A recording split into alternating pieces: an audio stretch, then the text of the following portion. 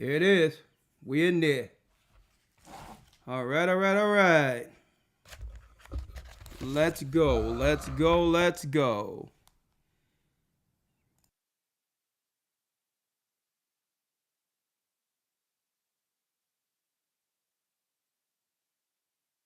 The Bible.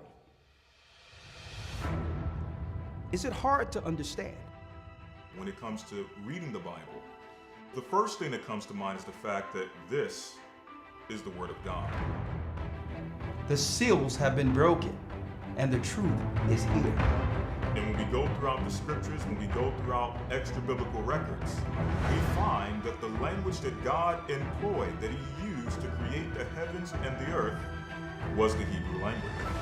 Christ said, I came for the lost sheep of the house of Israel. But yet no one, no religious leader, no religious church out there anywhere can now identify the 12 tribes of Israel. Can we? God is quite simple, but it seems as if man makes understanding Him hard. What are those mysteries? The truth of your book and the truth will make you free. The Hebrew and Bible Academy, you're invited.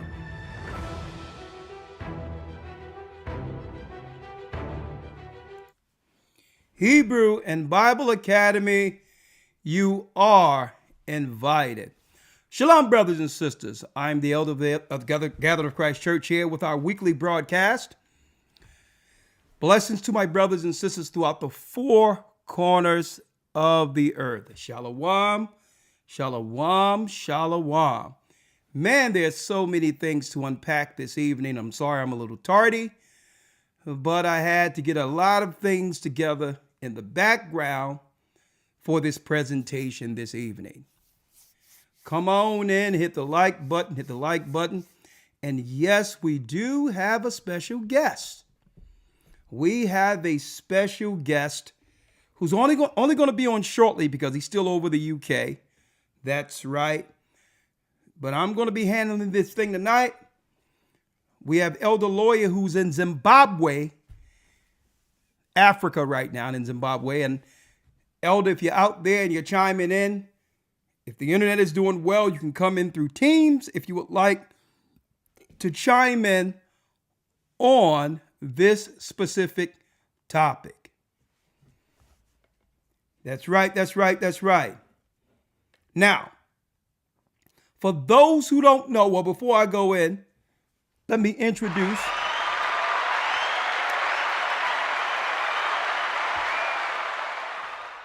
our special guest this evening, Elder Shapat. Where is he? Right. Shalom. Shalom. Your mic is nice and crisp. Yes, thank you for parsing out a little time to be with us this evening, Shapat. And there's so much I wanted to talk about going into the next academy, right? So I would be amiss if I didn't bring you in, being that you are for a long time, you've been a serious person within the parameters of what the academy has become, right? When it comes to getting the news, going into murky waters, and I mean, your segment you've brought to the academy is not like any other news I've seen. So first and foremost, I'd like to thank you for all your contributions on top of being a fellow laborer in Christ's vineyard. I want to say the water to you first and foremost. What time? My praises. Right. What time is it there right now? Time right now is 6 minutes past midnight. 6 minutes past midnight. So I'm not going to hold you too long. I just want your input on something real quick as I go into these topics, right? Mm-hmm. Now, the topic tonight, if you don't know, of course, I like to keep a lot of that incognito. I like to keep things under the vest until we're actually on live, right? Is the world? I can't even see the title right now. Oh, wow. This is weird. Hey, brothers and sisters out there, can y'all see the topic? I can see it on my end. You can see it on your end. Okay. On YouTube, yeah. Okay. All right, that's fine. Something's going on here, something weird. But the topic today is the world being forced to worship a Jewish God? Is the world being forced into worshiping a Jewish God? When I say a Jewish God, I'm a Hebrew, so are you according to bloodline, Shabbat. Right? So obviously there's a different God worshiped by the Jewish people in comparison to the ancient Israelites we read about in the Bible. Right? And that will dovetail into what's going on in the earth right now with Israel inviting over 1,000 Christian pastors into Israel for a political and or spiritual initiative that would be led here in the United States in the support of the state of Israel. Now, so that lends me with the next question that we'll unpack and a little later. Are Christians worshiping the same God as Jewish people? Because you would think that their interests are aligned if Christians, 1,000 of those, support the state of Israel and are seeking to indoctrinate, not indoctrinate, right? They don't like that word. Seeking to help America understand the importance of Israel, the current state of Israel, prophetically. Why it's so important that Americans support the state of Israel. Well, are Christians worshiping a separate God than Jewish people? Well, that and more will be unpacked, right? But before I go into that, Shapat, and I'm going to ask your questions about it as I play these videos tonight. What do the brothers and sisters, what can they look forward to in the next academy? What you're diving into in a couple of weeks?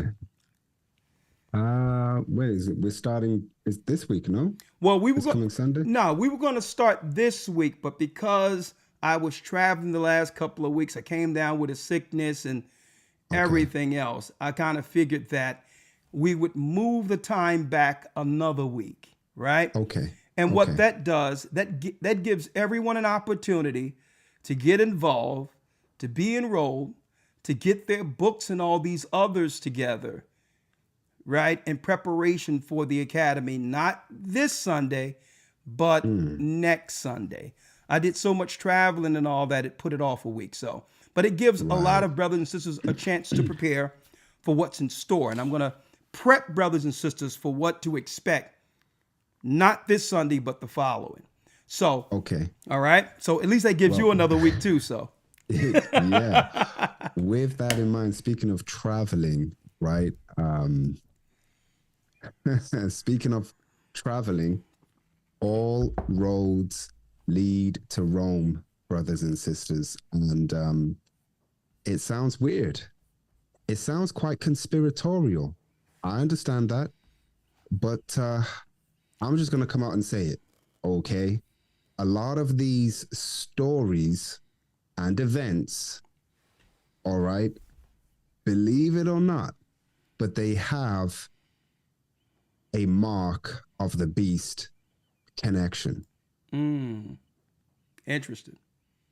And I say that about this thing. I haven't seen what you're going to show, but my presumption is it has a connection to the fallout that is this thing called TPUSA. I don't know if you've heard of that before, that organization. I heard about it. The Jesuits are It seems if the Jesuits are in a room with their guns pointed amongst one another, right? Right. At this point, Right. It's a standoff. it's a standoff. And you Yeah. know what? We've been it. We ain't in it. But go on.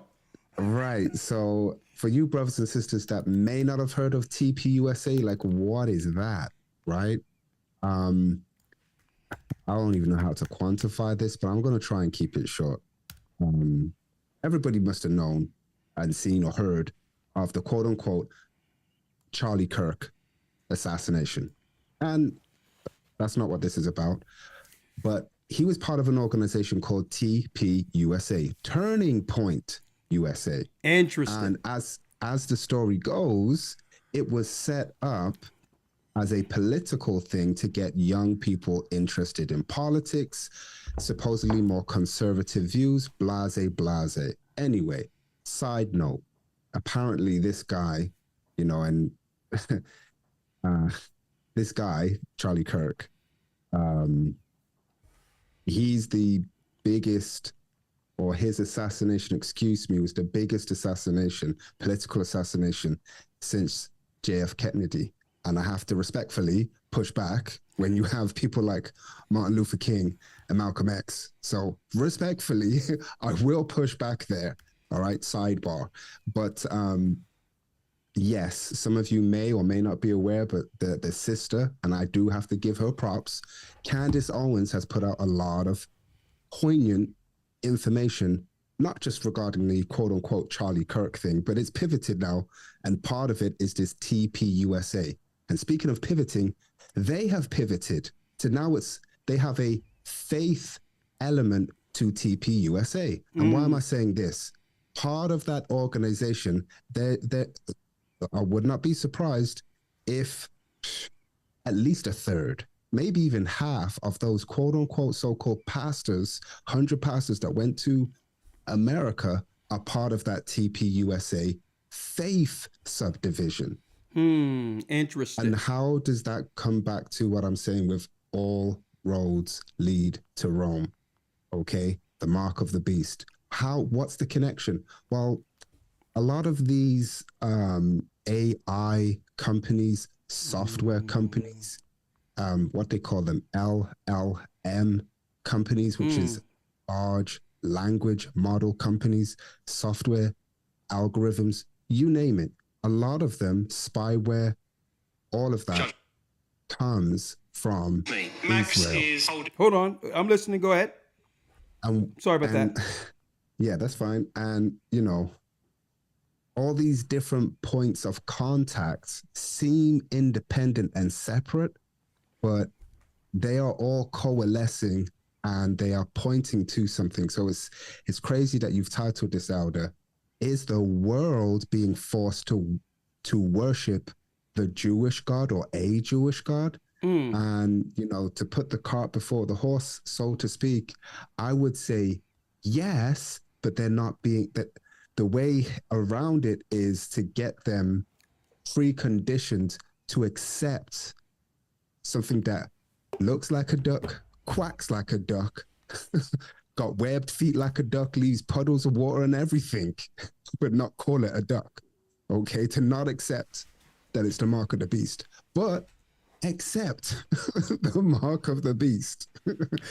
I'm not killing you. The Jedi mind trick. I believe that's what this is all about. I'm going to tell you right now, Shapad. Most would think, that's how you know when we're baptized into the same body. It's like we're sharing the same mind, but it's really Christ, the brain, right? Right. What I'm about to go into tonight, you don't have no idea that it leads directly to AI. I didn't even discuss that with you, right? Initially, when I brought you on, I said we're going to talk about, which is the first story, is 1,000 pastors that are getting indoctrinated in Israel to get the young people on board with the state of Israel, right? But then it really dovetails into what you're talking about. It dovetails into that because they're not trying to just get the young people on board under the Christian right and others. turning point. When it comes to turning point, you have what?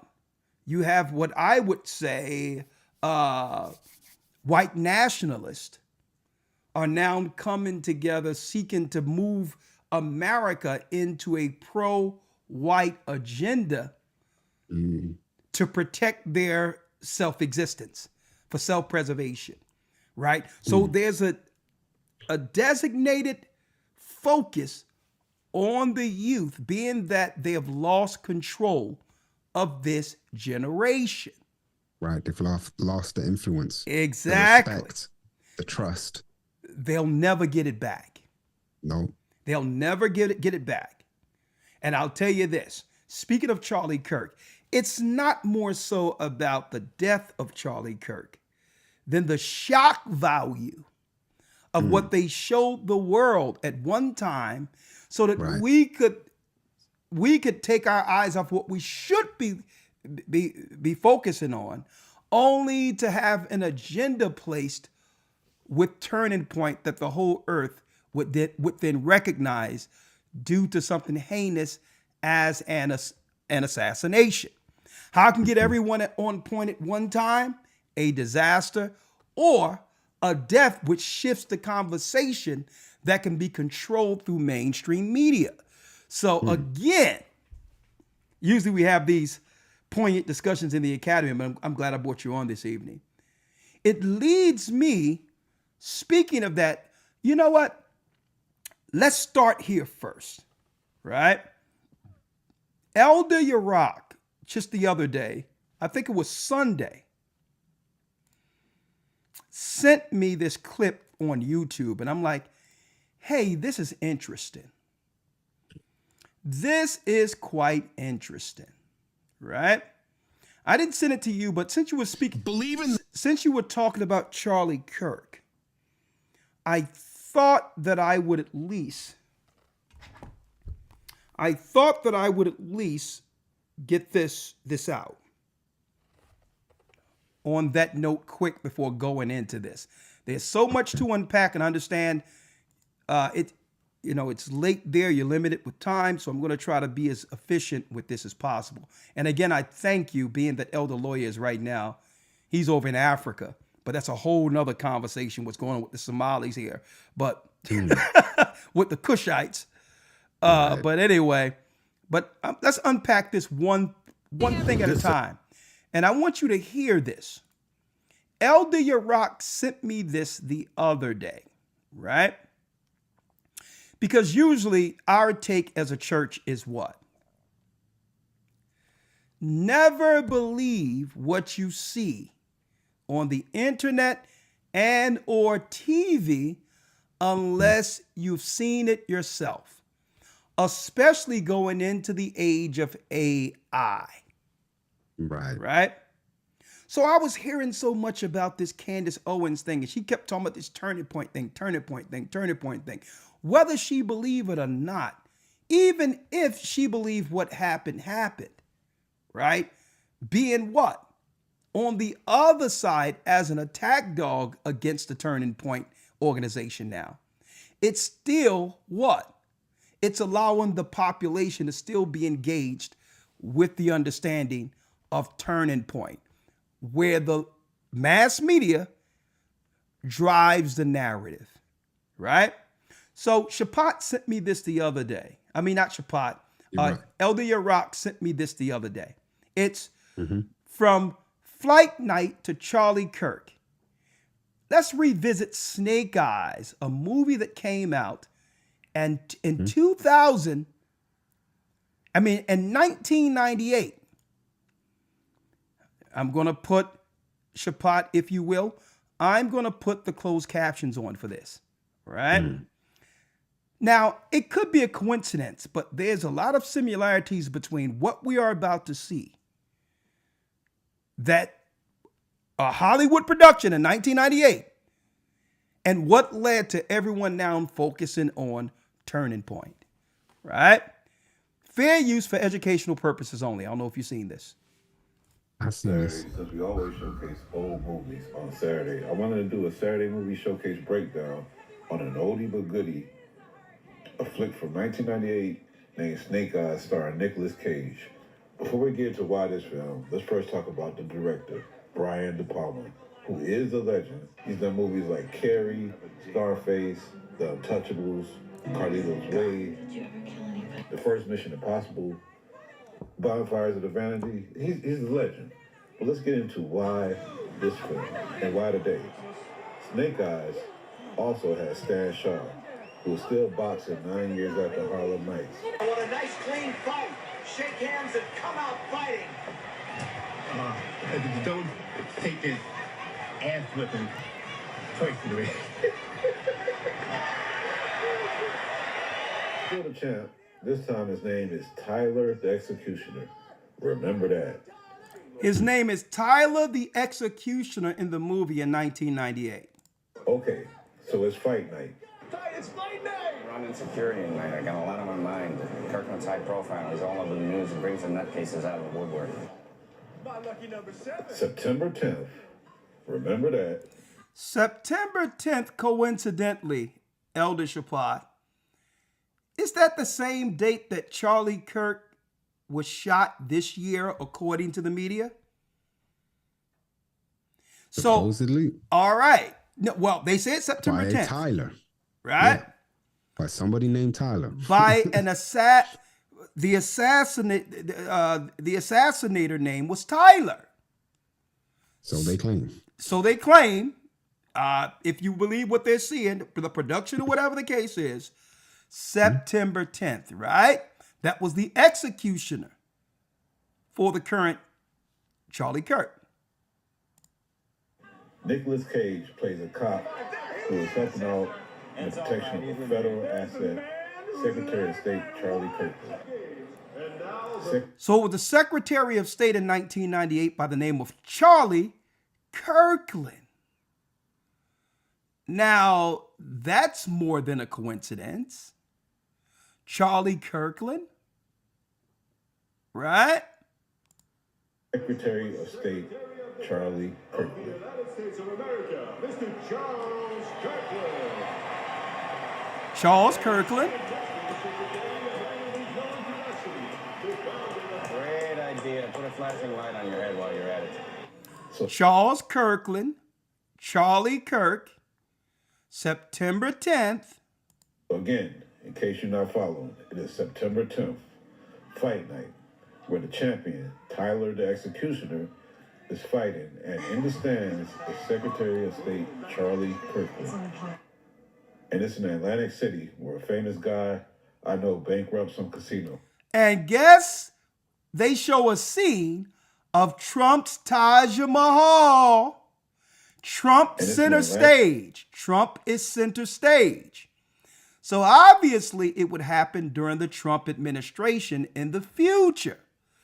So Charlie Kirkland, center stage Trump, right? The world is a stage. September 10th, the same day that Charlie Kirk was shot. Trump, right? Now let's see. Atlantic City, where a famous guy I know bankrupts some casinos. Nevertheless, back to the fight. Shortly after the fight starts, a blonde woman wearing all white comes and sits next to Charlie Kirkland. Cage pulls out his gold Trump phone and surprise. My lucky number. What? Charlie Kirkland, pow pow in the neck.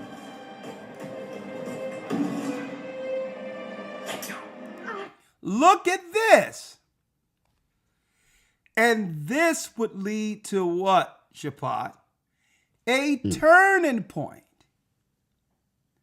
But turning towards what? Control for the next generation. It's important they get the world generation all over the earth in accord with what they are moving, rolling out spiritually. And that's what we're going to talk about tonight. Right? Now, you know our take on it. Anything out there, unless we've seen it with our own eyes, we have to more so focus on the agenda that comes behind the story, not the story itself. Always, brothers and sisters, understand how the media works, and I'm glad, Shapat, you're with us. Elder Shapat dives into the news. We go into different articles. We go into biblical perspectives to see the story behind the story, which leads to what? The prophecies unfolded, so that none of us get caught up into the shock value through media. Right. So that you are not a part of the psychological operation. Understand the end game that they have behind any particular story. Hit that like button. And before, I just want to drop that out there, folks. Don't believe anything or you will fall for everything. Don't believe anything. And see, our foundation that keeps us rooted is what? The Bible's narrative. Right? The Bible's narrative, which is simple. So we don't weed through all of the lies and misdirections and psyops we get through those priests who are over Hollywood. Hollywood is what? A cult apparatus led through Satanists. Right? So we just wanted to put all that out there first, Shapat. But again, let's talk about the academy before rolling out this particular lesson. Right? For those who don't know, the academy will not begin this weekend. We're going to give it an extra week and start at the 21st of December. We're keeping the enrollments open. We want to make sure everyone can get in this academy. While there's time, there's so many things we need to unpack study-wise, and I'm going to show you a few things tonight leading into what we'll be talking about, not this Sunday, but week 1 of the Hebrew and Bible Academy beginning what? December 21st. Beyond, Well, go ahead, Shapat. Yeah, sorry, Elder. If we have another week, and that's a blessing that we do because of the hiatus, and news changes all the time.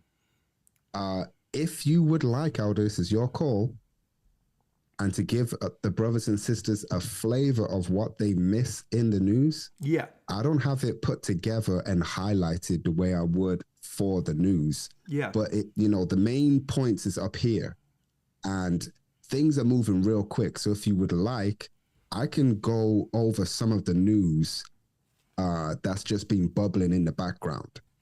Okay, yeah. Hey. After I roll this out, go for it. All right. All right. After I roll out what to expect, let's go for it. Let's see what you got.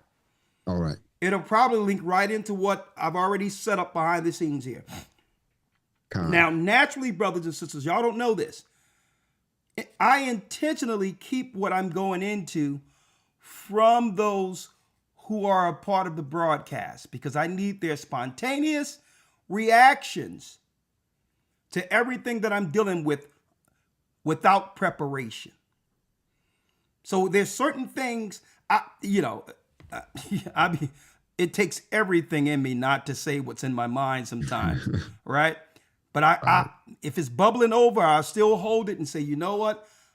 I need to understand someone's perspective real time without any prep. Because it's nothing like that spontaneous understanding or reaction that comes from one who didn't hear anything at all. And that's what I like about our academy, Shapat. There's no script. It's straight from the Spirit. No script, Right. No prep, nothing. Sometimes you would think it would be beneficial, but I believe because we're doing it through the Spirit, it brings an element of we're not controlled in the spirit, and we can go whichever way the spirit takes us, which makes We're not rigid. exactly, It's organic. exactly. It's never the Non-GMO. same that way. I love it that way. So I keep it, even though sometimes I want to call everyone, but anyway. Beyond 2025, Hope After Armageddon, Hebrew and Bible Academy. We're still taking enrollments. We're going to keep the enrollments open. Week 1 will begin December 21st, not the 14th, December 21st. And also, for those who don't know, go to historytimes.org. If you click on the enter button here, you can do a survey. For those who would like to do a survey concerning anything when it comes to the academy, give us your insight.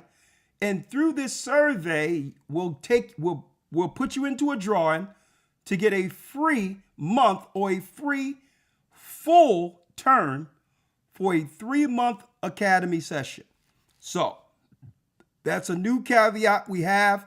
Go to historytimes.org and we'll make it where if you win, you can use it for your enrollment or invite someone else who you think would be interested in hearing what we have to say. There's nothing like the academy. It's uncensored. We put a lot into it. We pay a lot for it.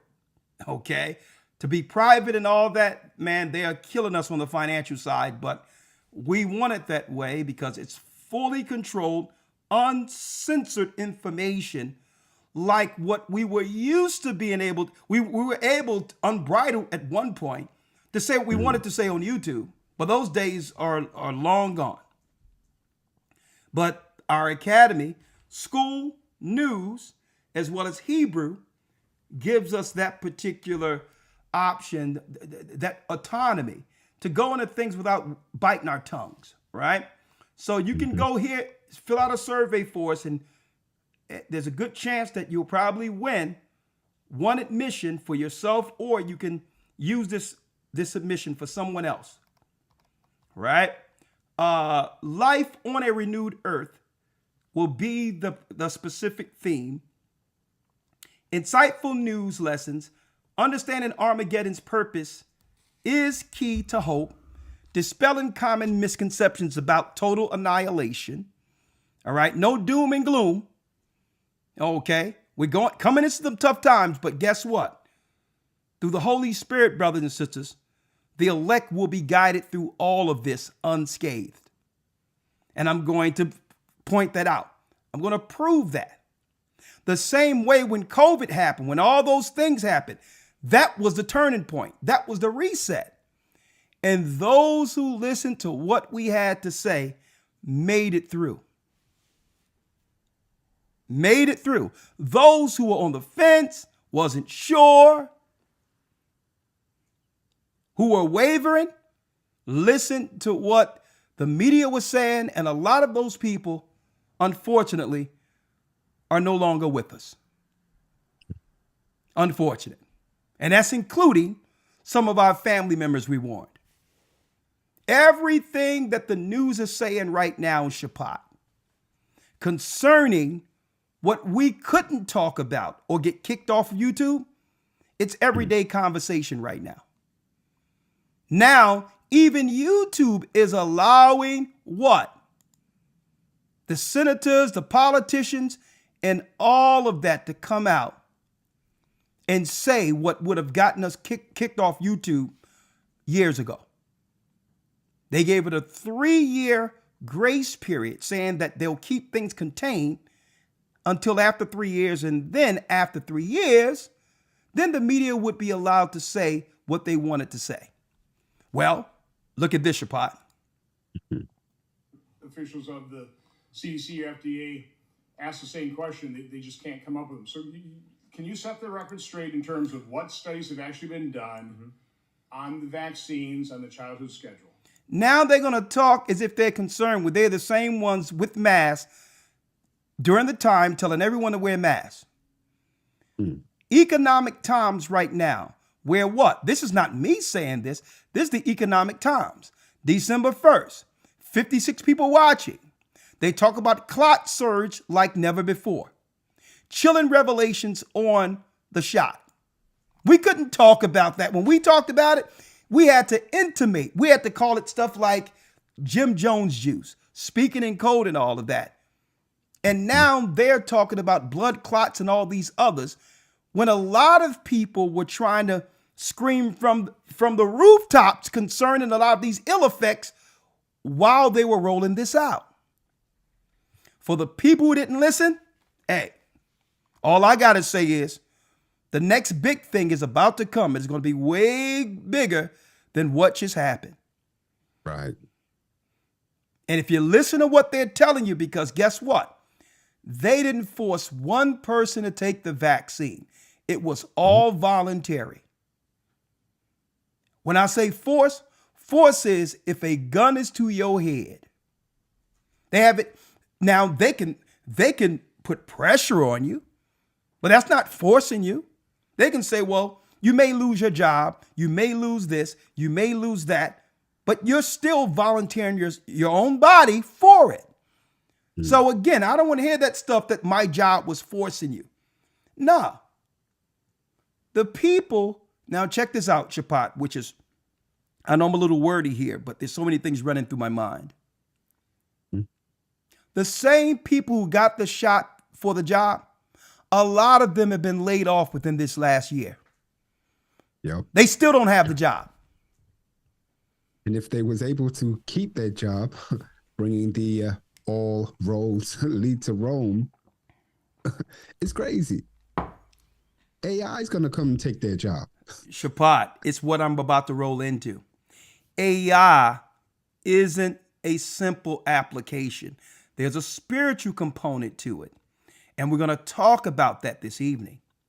The reset, the reason why they had so many people take the corporations putting pressure on them, the employees, because they knew they were coming with a new model that wouldn't need employees. That's why they were putting the pressure on everybody at the job to get the stuff. Right? Who would put their own workforce at risk knowing you need people? Unless a new model was being prepped behind the scenes in the future that really wouldn't need that many people. Huh? So that's why, or possibly a reason why they were putting pressure with people on their job to get it. Okay? It's voluntary. If you come up missing and you're gone, they don't got to pay no more insurances. They don't have pay no more retirement. And now your money goes into a pool that can be utilized for whatever they would like to utilize it for future. If you quit, then there is no unemployment because you quit. And now you let the corporations off the hook.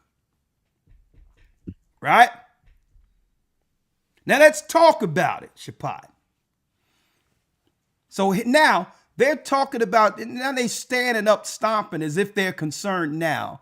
When these were the same politicians wearing masks and was sitting 6 feet apart during these hearings only a few years ago. That's why I don't listen to nothing these guys say. Right? Now they're posturing with this theater before the people as they care. If you really cared, you would have stood up during the time of uncertainty. Right. And did what? Gave the people the confidence not to fear what Fauci or whoever was rolling out. But back then it was financially advantageous for the politicians to go with the reset. Now, I'm just putting that out there real quick since we're talking about it. Right? So again, dispelling common misconceptions about total annihilation. The majority of the people out there, which are the ignorant folks, they're going to fall for the elite's lies and end up taking themselves out. Okay? So looking for this big doom and gloom in the rapture, a lot of Christians were raptured during that time when they was rolling it out, because if you did what your pastor said, 9 times out of 10, Guess what? There were more holes in the grounds, more funerals and all that during that time, listening to your pastors. You were raptured. So a lot of people don't understand how this works, right? It works with what? Unbelievers will die during the desolation we're now under. It's just a little different now. Warfare is a lot different. It's a cleaner warfare. It's a cleaner. It's not blood and carnage. It's people through their own ignorance taking their own death pill. And it's going to be like that until the elite have the population down to a number that at the very end they can engage through military warfare. There's too many people on earth right now for them to do what they would like to do. So they're in what? They're in the psychological warfare, Shapat. They're in the psychological warfare component of the war now. And through the psychological warfare, they can convince the ignorant to off themselves. And this is why it's so important for us to get on code with God, because with that trust and that foundation, we're not wary, worried, or have a dependence on government to tell us what's good for us. Right.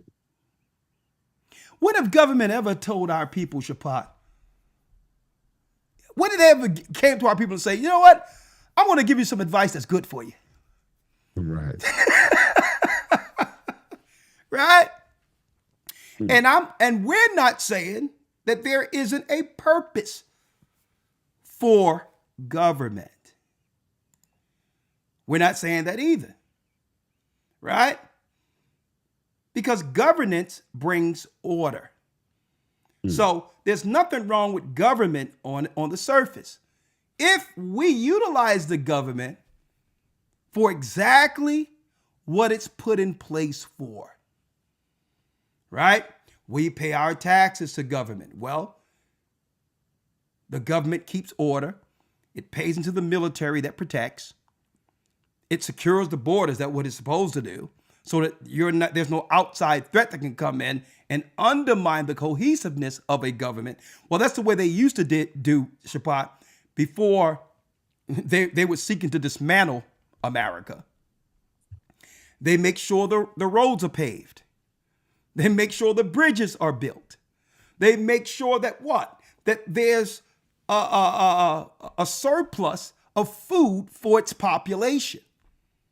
So when it comes to government, when we utilize the government for what it's established for, government is fine. But it becomes a problem if you have to depend. Overreach. Oh, say that again, Shapat.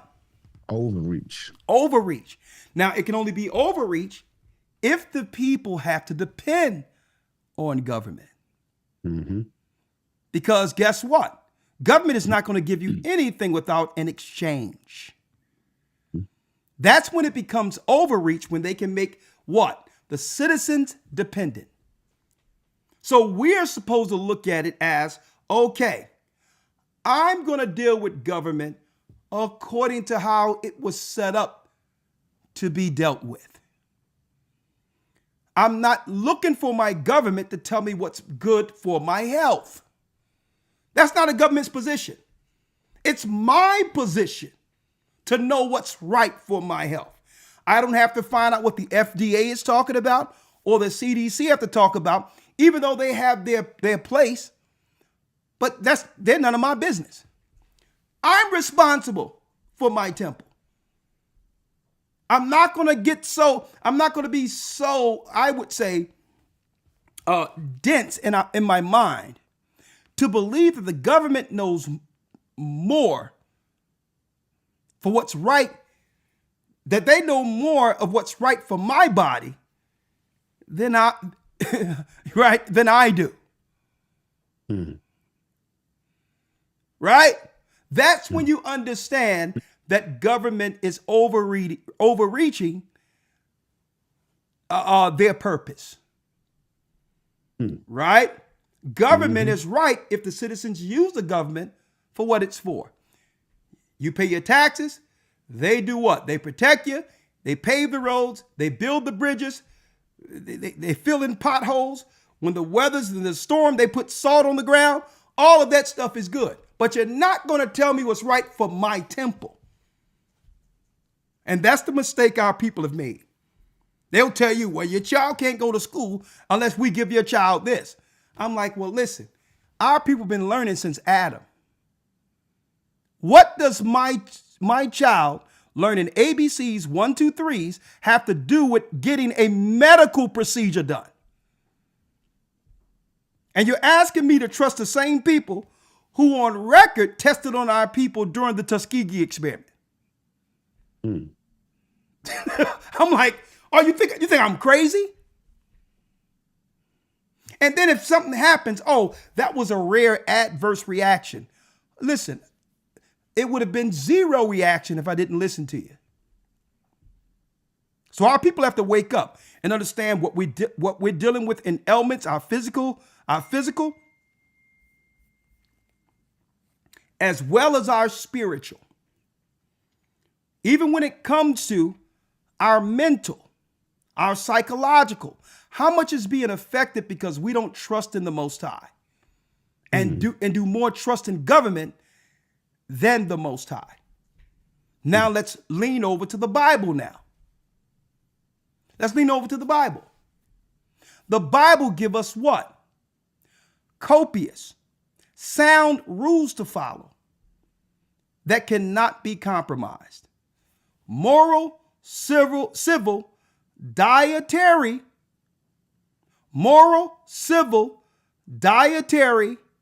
and ceremonial laws. Right? Are y'all following me? Moral, civil, dietary, and ceremonial. None of that can be compromised, brothers and sisters. None of it. None of it can be compromised for the sake of anything, including government.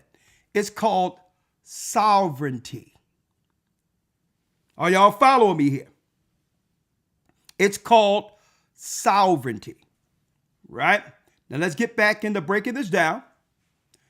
Dispelling common misconceptions about total annihilation. We're going to be going into Revelations 21 and 22. God's explicit promise of a new heaven and earth. A heaven and an earth, guess what? Without sicknesses,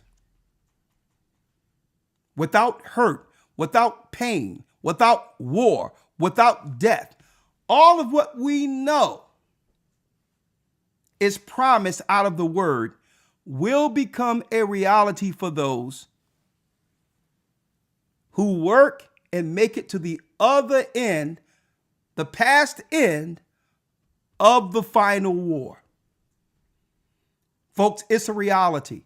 Esau is in his last leg. He's on his last leg for empire. Next, the absence of tears, pain, and death, literal promise. And folks, they know that promise is coming through the lost sheep of Israel. They know this. There's a promise. So now Esau is the end of the world, and Jacob is the beginning of it that followeth. We must get on code with God's law to make it into paradise. And guess what? Paradise is coming here. It's nothing that we'll have to die to receive. It's no place that we'll have to die to get a reward. The law, statutes, and commandments brings that what? It brings that promise into existence through God's people. Next, what daily life could look like in a perfectly restored world. The promise of harmony, abundance, and a direct contact with God. What is our relationship truly with the Most High? That personal relationship that we've discussed, we've talked about. Is there a serious cohesiveness or connection with this God who created all? And how do we know when we're actually connected with him? Well, we're going to talk about that in the next Academy. Not this coming Sunday for those who just chimed in. We will do the Academy starting December 21st to give us another week of preparation and get everything together for the next Hebrew and Bible Academy. We have an extra week, all right, for those who just came in. So don't wake up Sunday disappointed, okay? Please. Someone asked, Elder, do you believe in conditionalism? Well, I believe in the law, statutes, and commandments. That's what I believe in, right? The Bible says, beware lest any man spoil you through philosophy or vain deceit. Okay, do we believe that people can be conditioned into doing things that can benefit and or hurt that particular person? Of course. But that's why Hosea 4:6. My people are destroyed for a lack of knowledge. You can't be conditioned into doing something that's against you if you know it's against you. Right? I don't care how much hocus pocus and programming you do.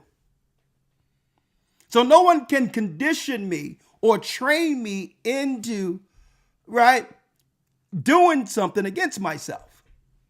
Not if I understand the laws of God, right? This is why the elite believes that what?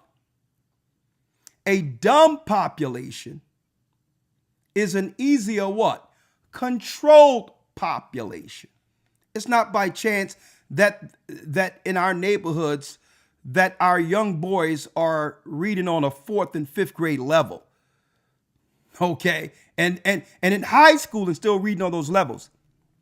That's not a coincidence. That's a more controlled population that can be controlled. A dumb, ill-informed population is a more controlled population. So is conditionalism correct? Is it out there? Of course. But conditionalism is a concept used by the elite to control sheep or dumb people. And that's not what I'm saying. This is what they call the uneducated. They call the uneducated useless eaters. But our God, he tells us what? We should know better. We're not dumb. We are destroyed for a lack of knowledge. What knowledge? God's knowledge. With the Most High's knowledge, he can take a person reading on a 4th and 5th grade level, or whatever the case is, and instill the law in that person, and that person would become what? A threat to the dark powers of this world. Right? So I wanted to put that out there real quick, right? Next, why marriages fail? A very good question. And you know what aspect that I want to handle this with, Shapat? Why marriages fail?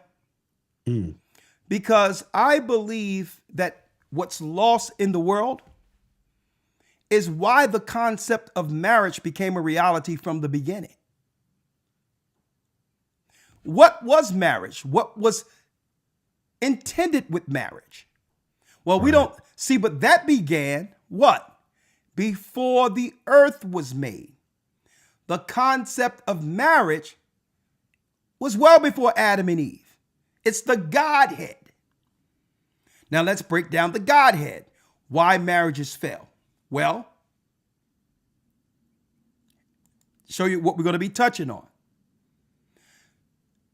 From the heavens, in the beginning, God created the heaven and the earth. What God? The Elohim.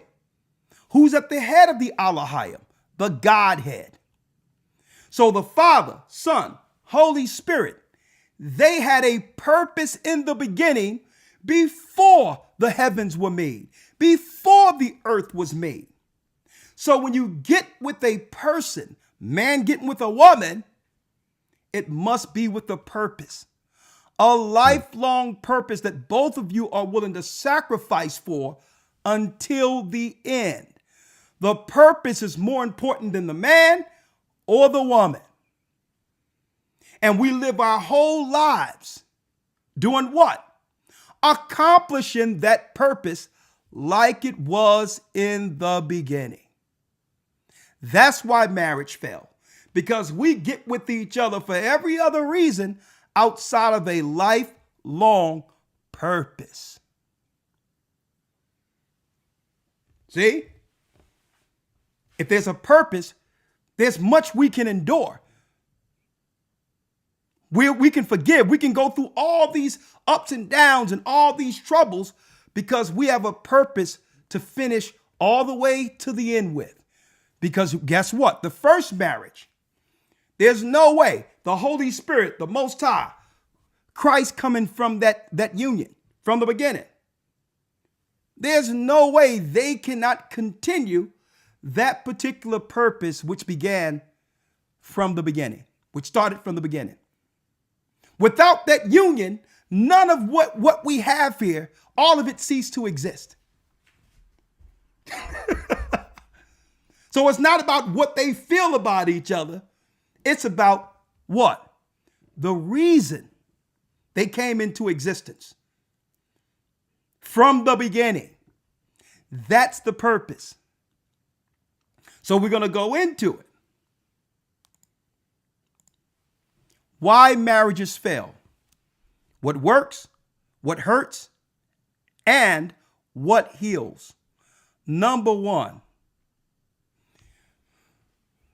the Disney concept of marriage never existed. Never existed. The first marriage began with pain,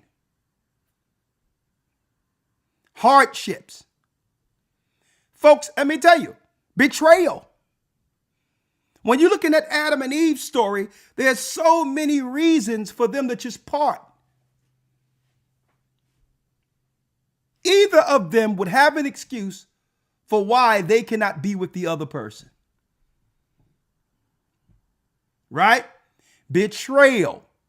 Someone coming in to undermine, separating, outside influences, all of that. So the concept of Disney was what? A deception. When it comes to marriage, marriage comes with pain. And that's the reality of it. But the glory of the marriage is when those two make it to the very end with that intended purpose they had when that union began. That's when that particular relationship becomes a winner.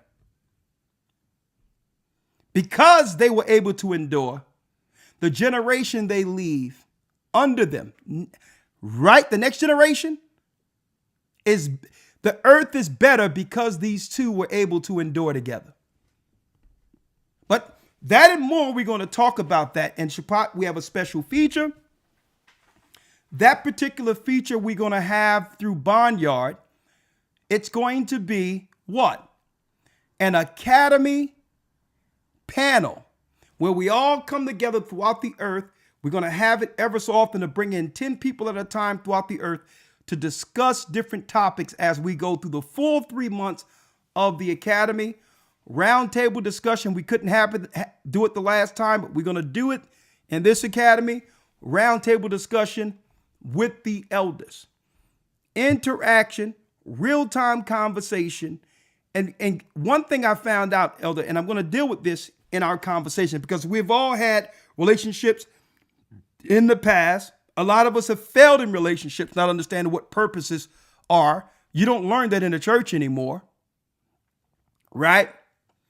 One thing, Shabbat, that stood out when I started really going into this, the round table discussions and all that, and started talking about it. The whole thing is, it doesn't matter who you get in a relationship with. You're still bringing the same person who failed. I'm talking about individual, myself. Anybody can look at themselves. We're bringing the same failed person that couldn't keep the last relationship together. And that's the reality of it. No one wants to look within ourselves and say, you know what? I'm a part of what failed. And if we don't look at that, we're going to do what? We're going to present that same person and expect a different outcome. And one thing I learned about it, that the Most High will have us going in circles over and over again, losing time until we overcome something in ourselves that we've been ignoring. And that's how we grow to the next level towards promise, right? Be like, well, hold up, I find myself here again. And the Most High going to have you keep, the Most High got, let me tell you, the Most High got all the time in the world. Literally. He have all the time in the world. So if you want to go around in circles and lose 5 years and come to the same point that he said, okay, you can take a step now, that's on you. The only thing that's different is you're getting older, you're getting weaker, and all of that. You're growing gray hairs, but until you overcome that one obstacle within yourself, you're going to always find yourself at that same step. Right?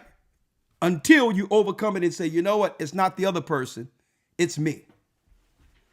This is how it failed the last time. I'm going to do something different for the sake of purpose. But we're going to talk about that in the academy. Roundtable discussion, how to enroll. You can secure your spot right here. Boom. historytimes.org. historytimes.org. What I'm going to do here, I'm going to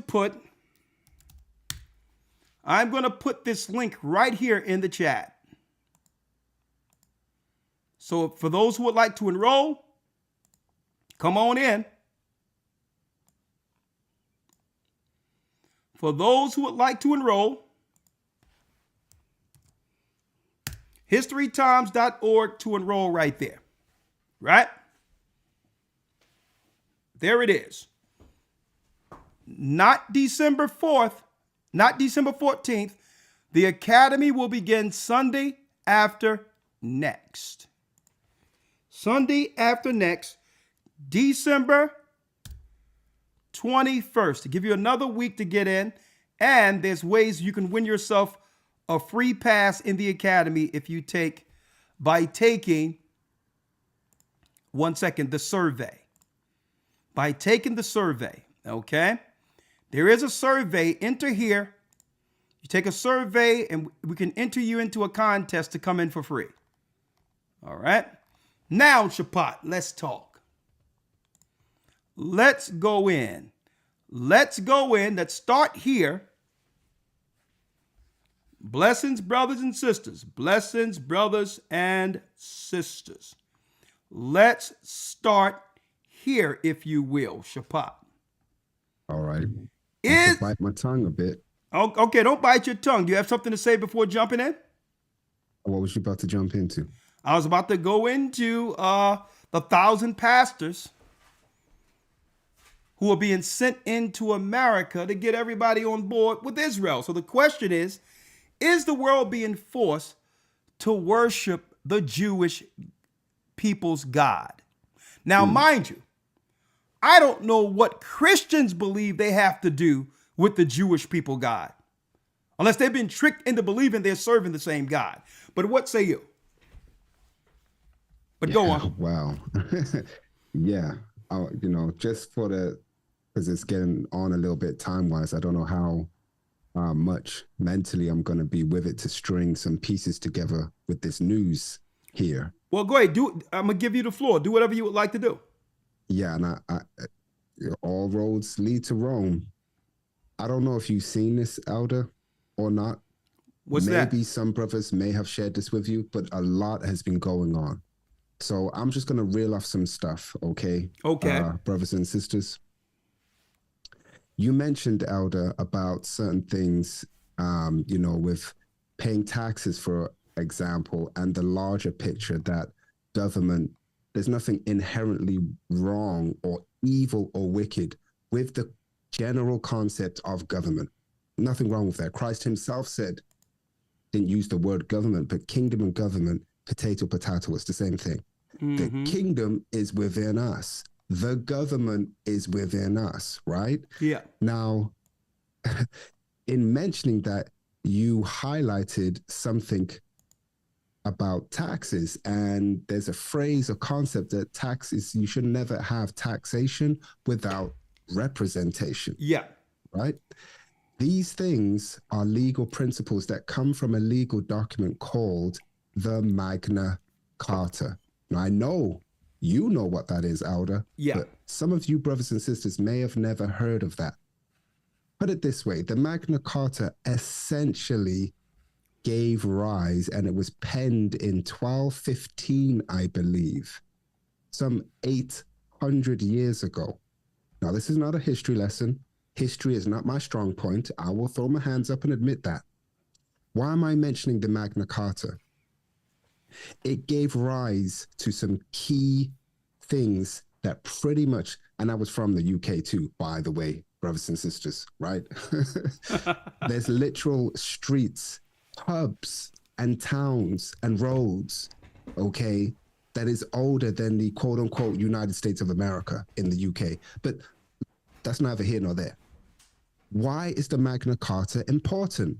It influenced, the United States Constitution, the US Bill of Rights, and the Universal Declaration of Human Rights. The Magna Carta, some 800-year-old document, gave rise to these things. Brief history. Why on earth was the Magna Carta necessary? Speaking of taxation, before I get back into the news, it came about because, and this is where they're going, news flash, we currently have a lot of problems in this earth. Some people would like to paint it off as racism. Now, are people racist? Of course they are. But when you start to, undo the threads and just peel away a little bit, a lot of these issues when it comes to so-called race and religion and this, that, and the other, a lot of it, not all obviously, but a lot of it is classism.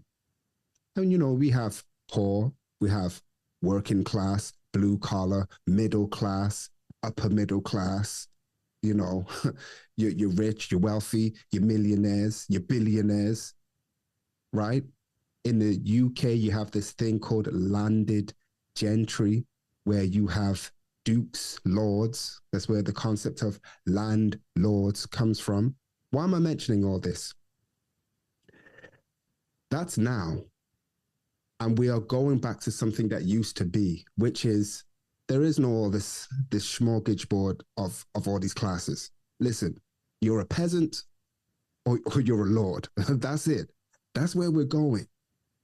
And back then, the lords that were given land, and people would farm the land and pay their dues, taxes, to the landlords in order for the landlord, the dukes and the lords and the barons, to then take their pool of money and pay their tax to the monarch. It got so out of hand, brothers and sisters, that not only were the peasants with their pitchforks complaining, but the landlords were complaining. That's how bad the tax got. That is part of the reason that gave rise to the Magna Carta. Just so you know, brothers and sisters, now I can get back to the news. Why am I mentioning the Magna Carta? Not only did it influence things like the Constitution of America, which for all its problems, for some reason, people believe I'm American. I am not. That's a whole nother story with my accent and everything else. But anyway, I'm saying this to say that I have lived in America and I'm born and raised, I am British. For all its faults, okay, America wouldn't be what it is, what the Bible says it is, Babylon, the daughter of Babylon, if there weren't elements to its greatness. And legally, yes, I went to school, I went to law school. Legally, currently, the on paper rights is some of the best, if not probably the best, that exists on this earth. The only different place that is better is Saudi Arabia, but that only applies if you are an actual Saudi citizen, and that's about 5% of the population in Saudi Arabia. Anyway, let me get back to Magna Carta. Magna Carta also gave rise to things like the right to lawful judgment, meaning a right to a fair trial, meaning a right to be judged by your peers. It also gave rights to the fact that any rights that you have, you can't be charged for those rights. And that's where people start to go off. And side note, I'm going to say this, brothers and sisters, that straw man argument they have out there, please don't ever, any of you brothers and sisters, get sucked into that. That I'm a man of the land idea, and you can purchase your straw man back and all that stuff. Please don't get lost in all that sauce, please. For the love of everything holy, That's please don't do straight that. garbage. Absolutely. And again, I don't ever really mention this, and I'm not saying it to anything to boast or brag. And really all I did was just go to law school. But I did graduate. I went to law school. I have an LLB. And I'm saying that to say these legal stuff with the straw man argument, the parts that is true is its historical part, but understand that doesn't apply anymore. They've got the goons, brothers and sisters. So good luck trying to do it. Again, side note, in most countries, the tax regime for some of the forms you fill in, it says on the form voluntary, but good luck trying to explain that when they got the goons. But anyway, back to this thing here. The concept of being judged by your peers is from the Magna Carta. The UK now is talking about removing the right to trial by jury. Unless it's for quote unquote serious crimes such as rape or murder. Now, here's the problem. They keep adding crimes, things that are criminal. Like how you touched on things that have happened in the recent past, like the pandemic, plandemic, scamdemic, whatever you want to call that. People were calling for choices and actions that people took to say they're criminal. So suppose, which is not far-fetched, you make a decision to do or not do something that's now criminal, but it doesn't reach their made-up, constantly moving the goalpost threshold for you to have what has been in existence for 800 plus years, the right to a trial to be judged by your peers. What are you going to be judged by? AI? Who's making the software? Does it come out of the state of Israel? Is it Palantir? And speaking of pandemics, I think we all know of Event 201 and how they gamed, that's what they call it when they do these things, they gamed the scenario of a worldwide pandemic. Okay, brothers and sisters, before quote unquote COVID. The UK just completed another scenario, a pandemic preparedness, and they chose to call that exercise Pegasus. The same name of some spy software the state of Israel put together. All roads lead to Rome.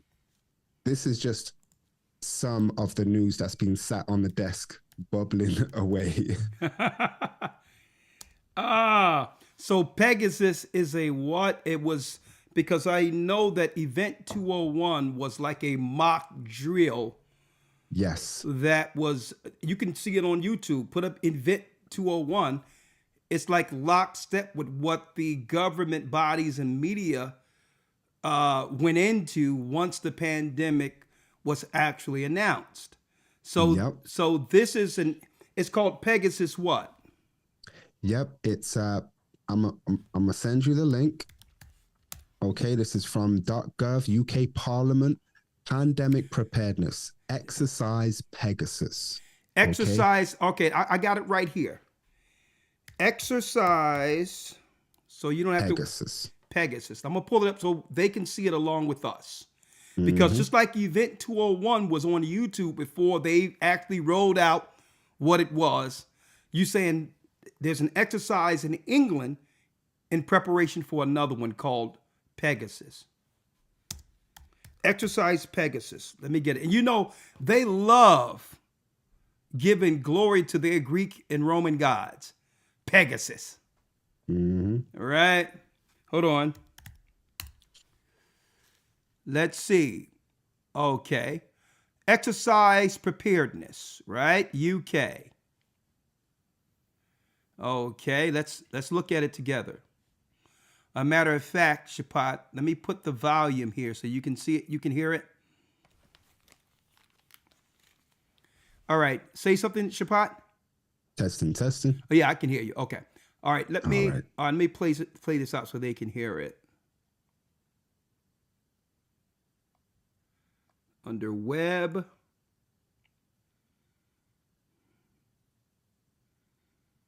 Browser, there it is. All right. Pegasus 666 exercise. Let's see. Hey guys, welcome back at Show Stuff. September 16th, 2025 is a significant date related to the Exercise Pegasus pandemic preparedness exercise in the UK because it was the date of a written statement made to the UK Parliament, a statement made in the House of Commons, and an announcement for the start date of the exercise. Now let me ask you, is there an actual video of the exercise, Shapat? Nothing that I've seen publicly released as of yet. It just wrapped up at the end of November is when they finished their exercise. Okay, let me check and see if there's something else. So you over in the UK, what did you hear about the exercise? I heard nothing, you know, for some of the pieces of information, like the fact that they're getting rid of the jury by trial in the UK. I heard that through listening to the radio while driving, doing regular errands. I've heard absolutely nothing on the radio about this pandemic preparedness they're doing. It's only because, you know, the academy and looking for news and going to the various news sites I go to that I found this. Okay, well, let me pull this up. What is the exercise Pegasus? Let's see.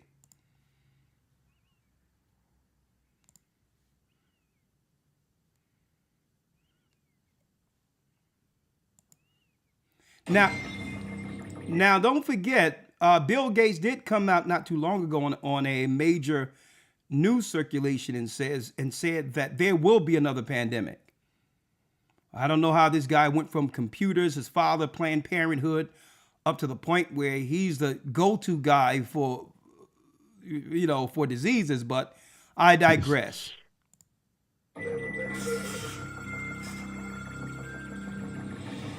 Fair use.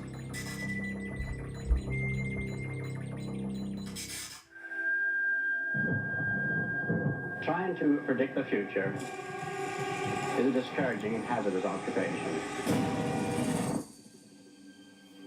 In fact, it may not even exist at all. Many of the things we take for granted will one day pass away completely. I open the door. Many of the things we take for granted will pass away completely. Through their lesser magic, they tell everyone what's going on, right? But let's go.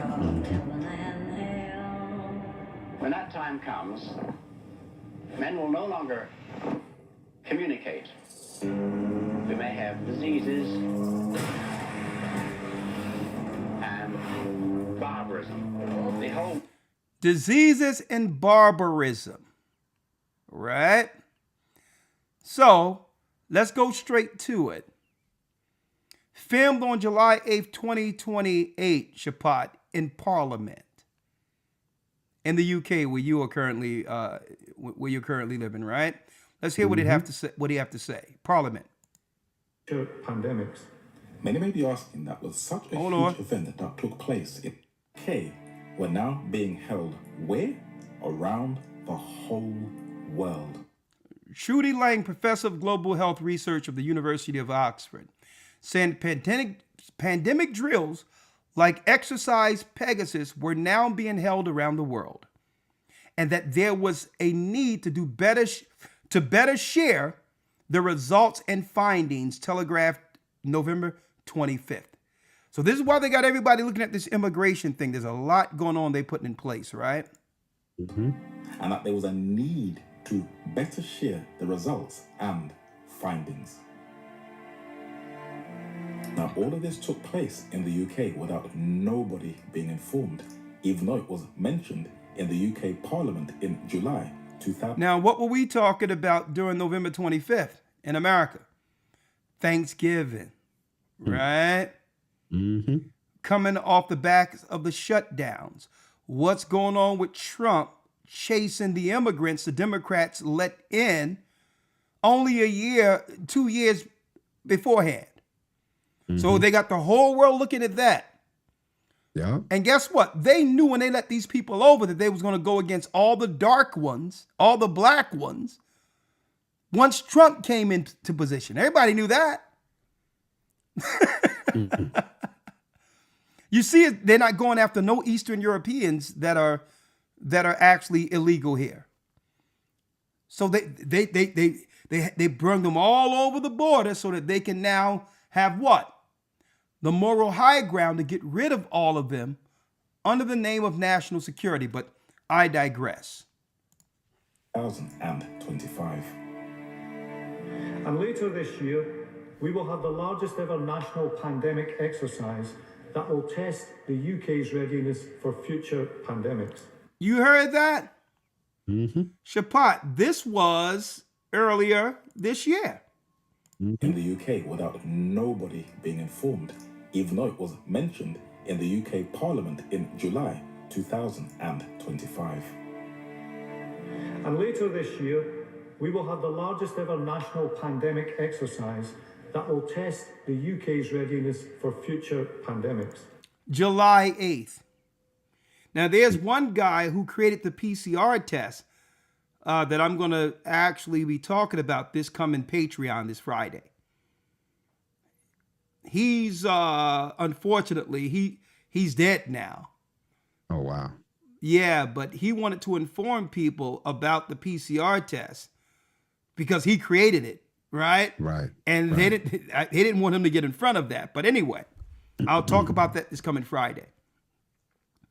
So July 8th, Parliament stated in the UK, Shapat, that they'll be doing an exercise. November, they'll be doing an exercise that will set the United Kingdom's readiness for future pandemics. Right? Many may be asking, that was such a huge event that took place in the UK. Why wasn't anyone notified? Well, those who are in the tight-knit circles privy to how the system works knows full well that the political machine in the UK is not managed by those you see in power. Now, Elder Shapat, in the wake of what's going on right now with the white nationalists, with all the blacks in these other areas, Somalis and others in the United States, and y'all have the same issues in the UK, where now the white citizens are standing up saying, we're taking our country back, right? So in the midst of fermenting these racial tensions, if they was to say hypothetically a pandemic is happening and it's breaking out in Somaliland or in any place they put the immigrants, wouldn't that give the white nationalists the power and authority to quarantine the enemy, including who they were seeking to attack indirectly the whole time? God's people who were there before the immigration. What say you? It would, and there's also a potential other target demographic, and that is quote unquote homeschooled children. I don't know if you remember this before the break in the previous academy. In the news, we was bringing out the fact that yes, the UK made a so-called declaration or public announcement that we're rolling out a digital ID, and if you don't have it, you can't work. If you don't have it, you can't live in the UK. You don't have the quote unquote right to rent, right? Yeah. Hit that like button, y'all. We about to go in. Go ahead, Chapat. But that's not law as of yet, right? They're just talking about it. And here's the thing though. They are already rolling out digital ID for certain parts, certain demographics of the country. We brought this out about a month or two ago in the last academy. What demographic are they going after first? They are going after schools, and they're not calling it a digital ID. They're saying the points of contact that the government have, coming back to this idea and concept of overreach that Aldo was mentioning earlier. There's nothing wrong with government, but it's the overreach that's the problem. It's when they start to tell you how to live your life that is the problem. Am I breathing too much today, sir? Would you like me to take 4 breaths a minute or 5? But anyway, they are, this is the problem that they present, the problem, reaction, solution. Oh, we care so much about children that when parents decide to take them out of school and they're homeschooled, there's these stories that children go underprivileged and they're not eating right, or they're not being educated, or they're being left with the strange uncle and they're being molested, and on and on and on. All these stories, and we're not condoning any of these activities, but they're using these extremely statistically insignificant instances and saying these 1 out of 1,000 instances for homeschool children, because of that one time it happened, all homeschool children now, for not just homeschool children, every child, we now, for the points of contact, need to have them all singing together. And this is their key word that they're going to be using going forward, brothers and sisters. So you understand, it's called interoperability, meaning you have one system that's been there for decades, like the NHS, for example, or in America, the DMV, right? Records, the UK DVLA, same thing, just a different name. Sticking with the schools, you have the points of contact. So there's school records, what the teacher will, write up. If you were good in school, if you were bad, if you came in with a bruise, if you came in sick, if you came in with no lunch money, that's your school record. If there's any element of, what they call it, social services, and for whatever reason, why you would have social services involved with that child and that family. What records are kept on you there? Then you have your health records in the UK from the NHS.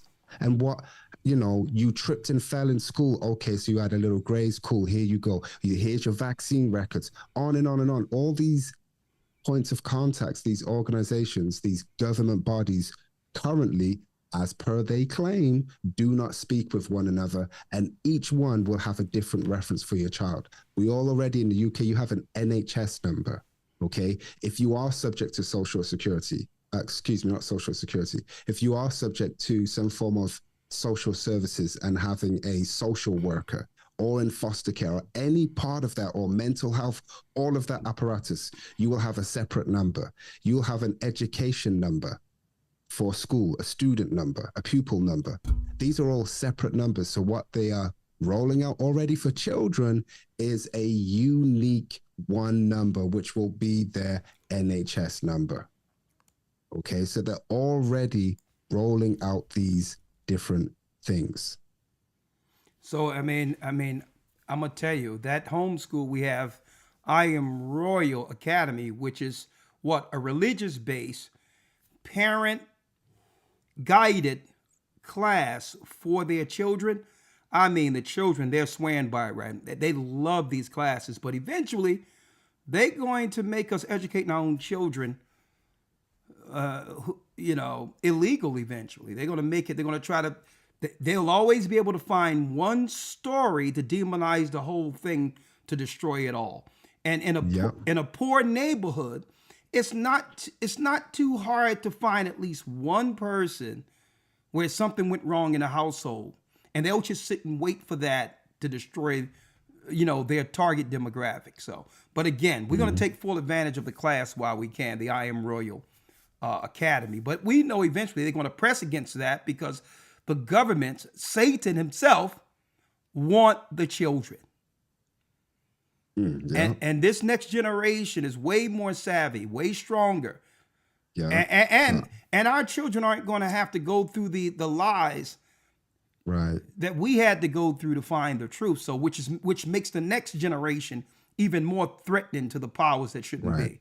But go ahead. It gives them an advantage. And right, it's almost like the scenes in the Matrix where Neo's looking at and it's ironic that they're brothers, right? But he's looking at it's like, where's your plugs? Well, how come, it's like, no, I'm a homeborn child of Zion. Exactly. I don't have no plugs. I was already plugged out. Exactly. And you notice the only safe place was Zion in the Matrix. They were dropping it. Yeah.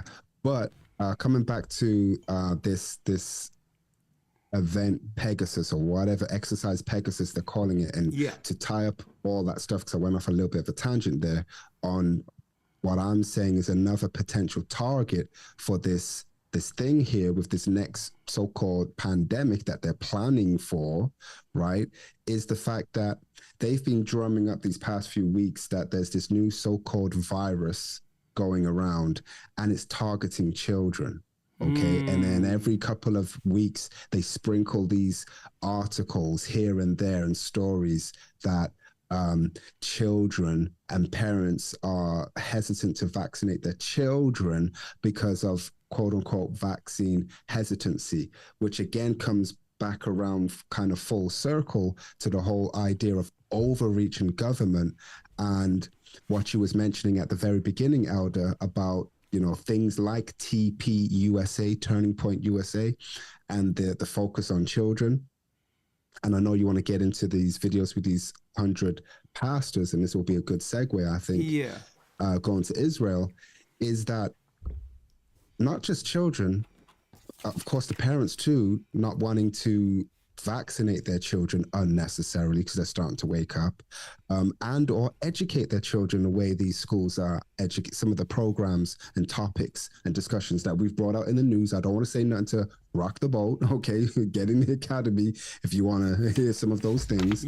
But a lot of people are not trusting the government and its various alphabet agencies or its pseudoscientists. They're not respecting the government. So the only really alternative out of trust and respect in terms of rulership, okay, or governance, is fear. So like you mentioned, Esau is at that turning point. It's like, okay, we've lost the respectability, we've lost the trust factor. What other options do we have?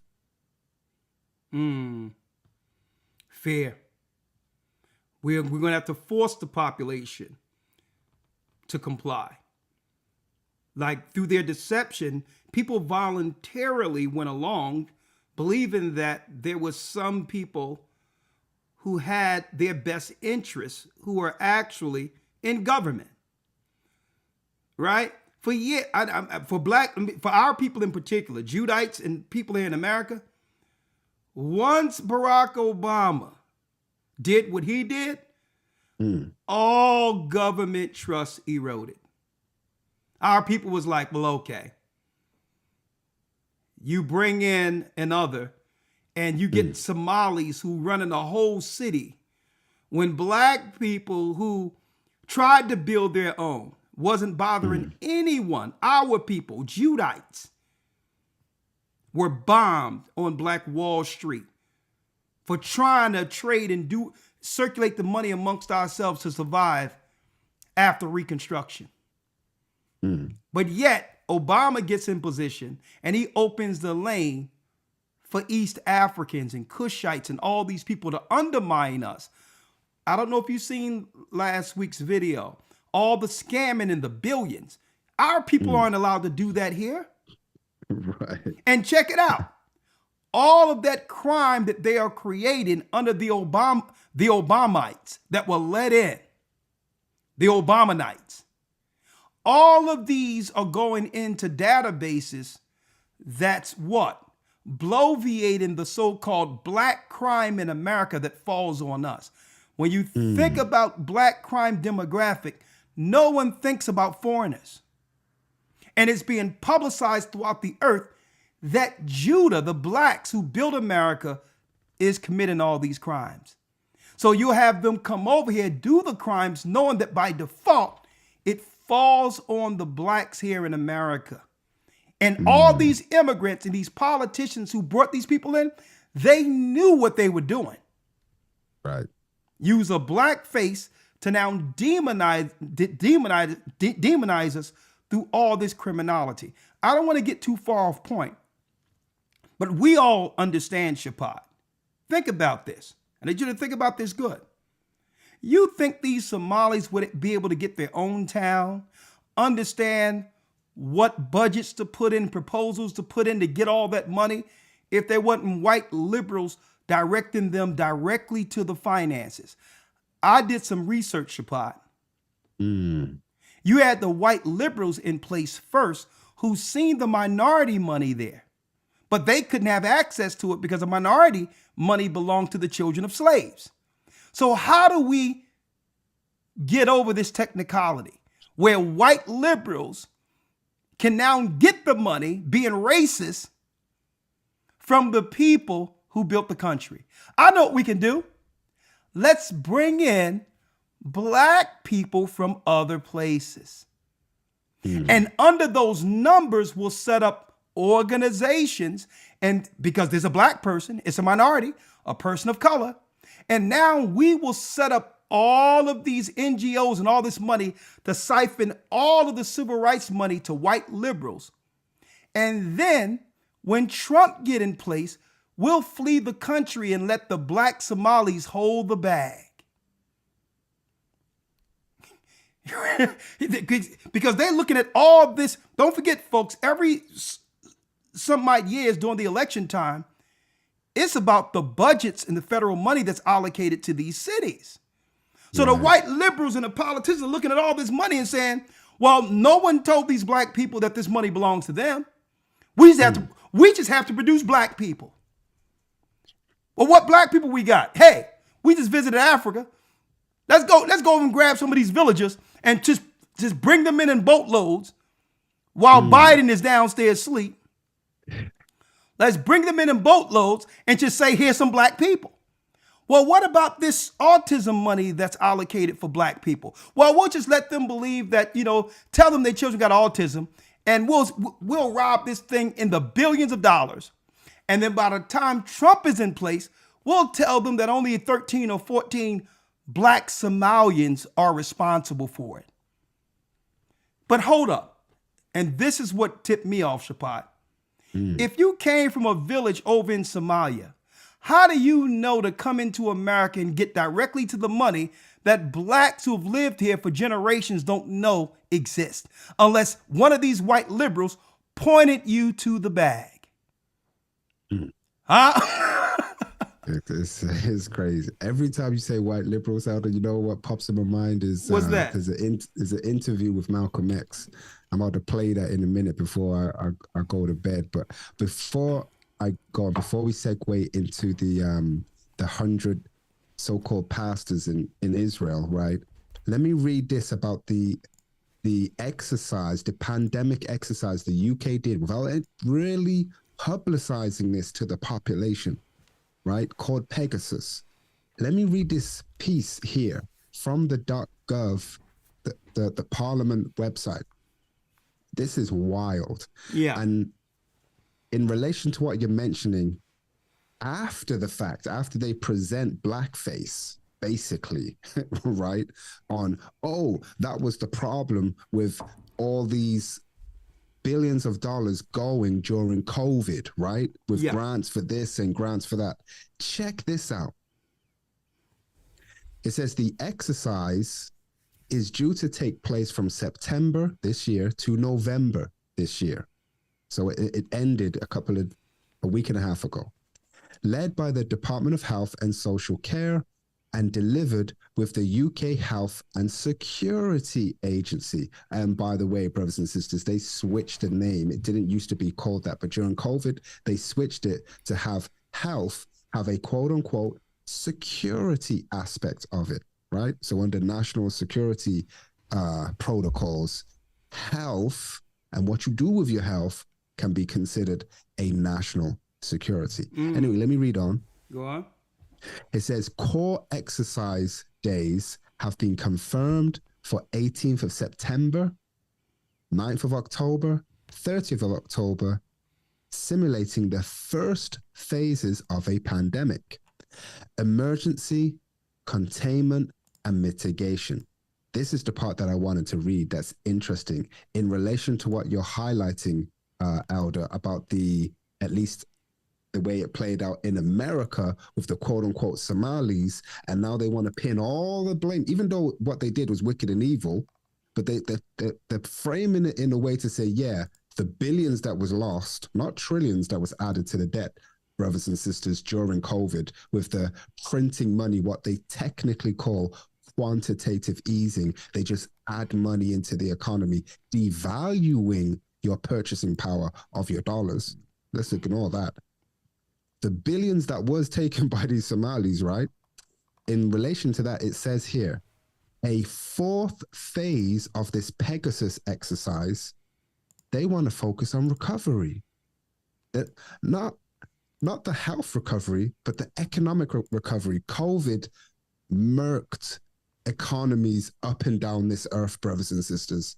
The UK is still trying to reel from COVID, where it purposefully shut down businesses, shut down schools, shut down hospitals.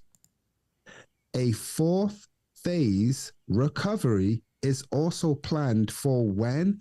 2026. So they're still doing this event Pegasus. It's still live. They're still doing the exercise. They're doing the recovery phase of this exercise for this coming so-called new year in a few weeks. The UK government has committed to communicating the findings and lessons of the exercise as recommended by the COVID-19 inquiry, and post-exercise report will be delivered in due season. The COVID-19 inquiry in the UK is looking at all the millions and billions of pounds that went to these companies that were brothers and sisters, husbands and wives of UK politicians that went on company's house and opened a company like overnight and said, yay, we're a PPE, personal protection equipment supplier, and got contracts from the government for the tunes of hundreds of millions of pounds. This sounds hyperbolic what I'm saying, but it literally happened multiple times for multiple MPs, that's politicians in the UK, for their husbands and wives or brothers and sisters or aunts and uncles to go set these companies up. They're doing that right now in this so-called, what they call it, COVID-19 inquiry. That's going to come to nothing, okay? Because all they do is they use these fancy words like, oh, the company's now dissolved, so there's no money that can be got from this company, right? But so they're looking at the ways of how to recover economically. They use these words talking about recovery, and you're going to assume, oh, people get sick, so they're talking about health and recovering health-wise. No, they're looking at ways digitally, like with a digital ID and digital currency, on how they can economically recover. And I'll leave it there. Well, Shapat, before you go, because I'm sure you want to chime in, because it's about to get hot up in here. It's about to get deep, right? Mm-hmm. First and foremost, let me see if I can share that in the chat. Yeah, I can. That's the link, brothers and sisters, to the UK Parliament thing on the Pegasus exercise. The link's right there. Shapat, I couldn't help. I don't know if you can see this. I'm looking. I couldn't help but grab this National Geographic spread on Mary. Okay. When I seen this in the supermarket. And I'm like, it's some interesting stuff in here. And it's like, Shapat, I'm like, these Edomites are going to die on this hill. For real. Right? I mean, everybody in the world know that Christ and Mary were black.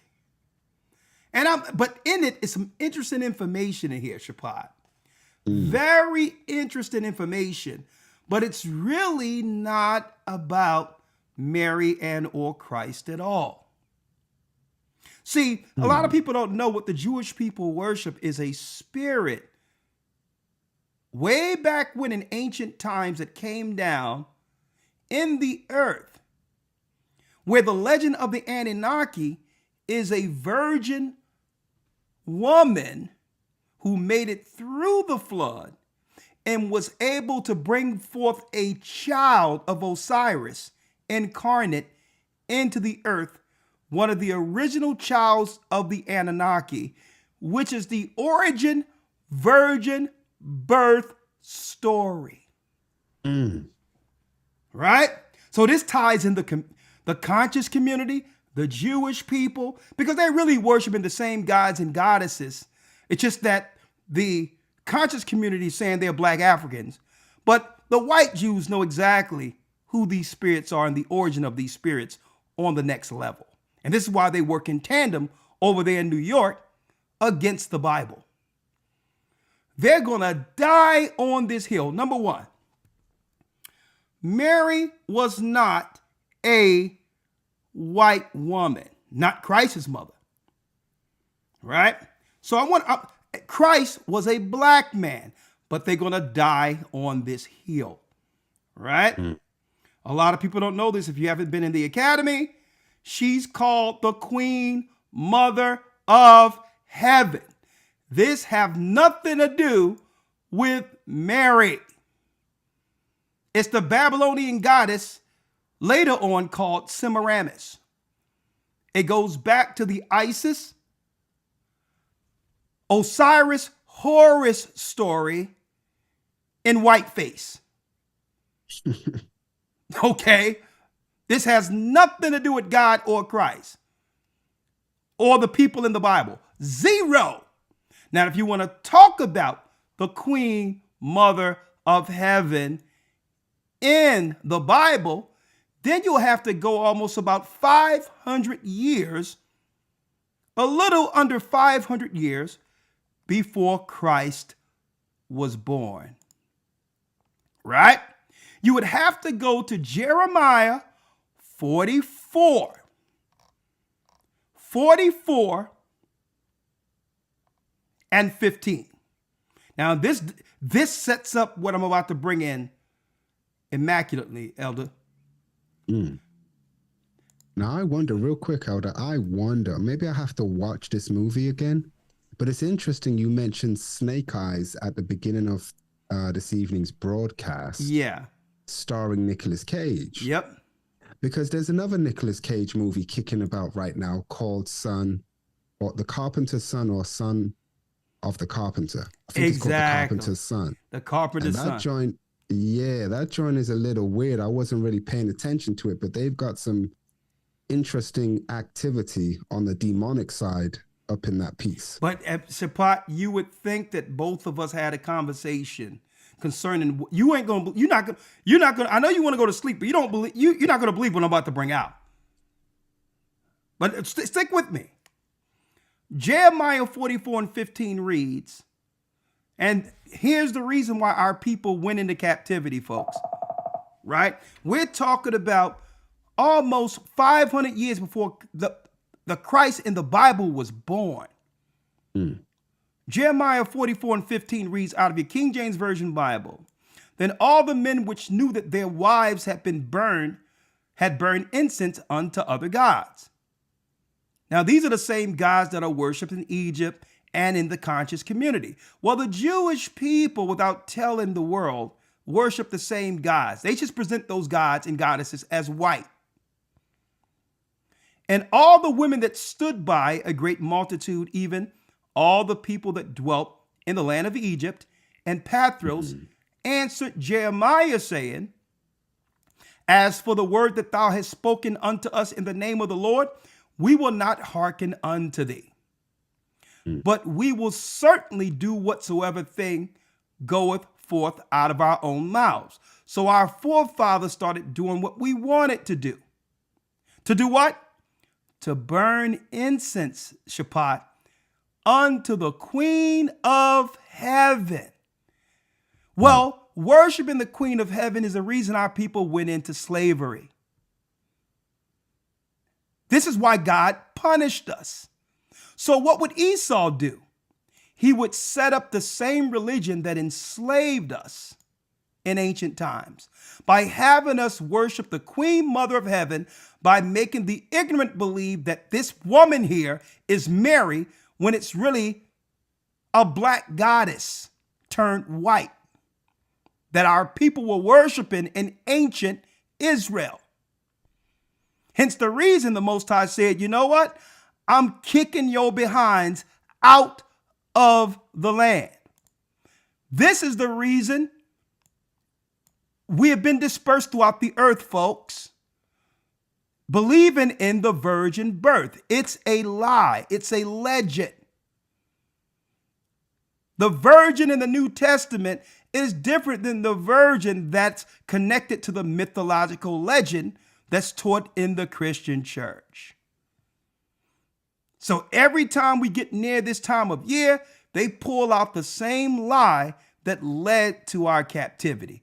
Listen to this. As for the word that thou hast spoken unto us in the name of the Lord, we will not hearken unto thee. But we will certainly do whatsoever thing goeth forth out of our own mouths, to burn incense to the Queen of Heaven, and to pour out drink offerings unto her, as we have done, we, our fathers, our kings, our princes, in the cities of Judah. The black man in America is from the tribe of Judah. And this is why we're in America right now, following this Catholic, pagan, cult garbage. The Bible doesn't uphold the ideology of the virgin birth. I'm going to show you where that doctrine comes from. These are occultists. These are pagans. Listen to this. But we will certainly do whatsoever thing goeth forth out of our own mouth, to burn incense. And it says, in the cities of Judah, to the Queen Mother of Heaven, and in the streets of Jerusalem, and for then had we plenty victuals, and were well, and saw no evil. So the pagans would incentivize our people serving their virgin mother. But since we left off the burn incense to the Queen of Heaven, and the pour drink offerings unto her, we have wanted all things, because usually you'll be what? You'll be ostracized. The government will now try to claim that you are rogue, you are cult. So to be included, our people started doing what the pagans were doing for inclusion, and have been consumed by the sword and by the famine. And when we burned incense to the Queen of Heaven and poured out drink offerings unto her, did we make her cakes to worship her and pour out drink offerings unto her without our men? That's right. This is a woman. This is upheld by women to keep the satanic traditions going. And it says, poured out drink offerings unto her, libations to the Orishas. It's the same African worships that is being done through the Vatican. And this is why the same way the Vatican have financed Muslims to come over here, they're the greatest proponents and financiers for the conscious community. It's the same gods and goddesses worship. And both of them are against the Bible. The Vatican as well as the conscious community. They're working together as Antichrist.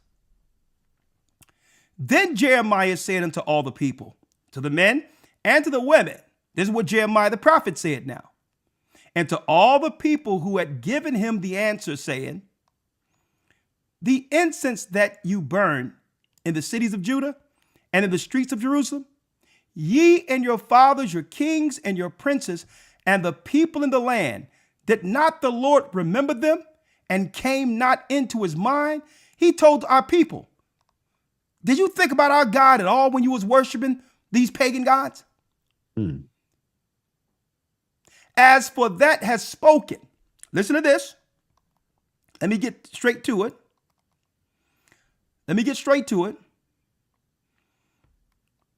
It says right here. Let me get it.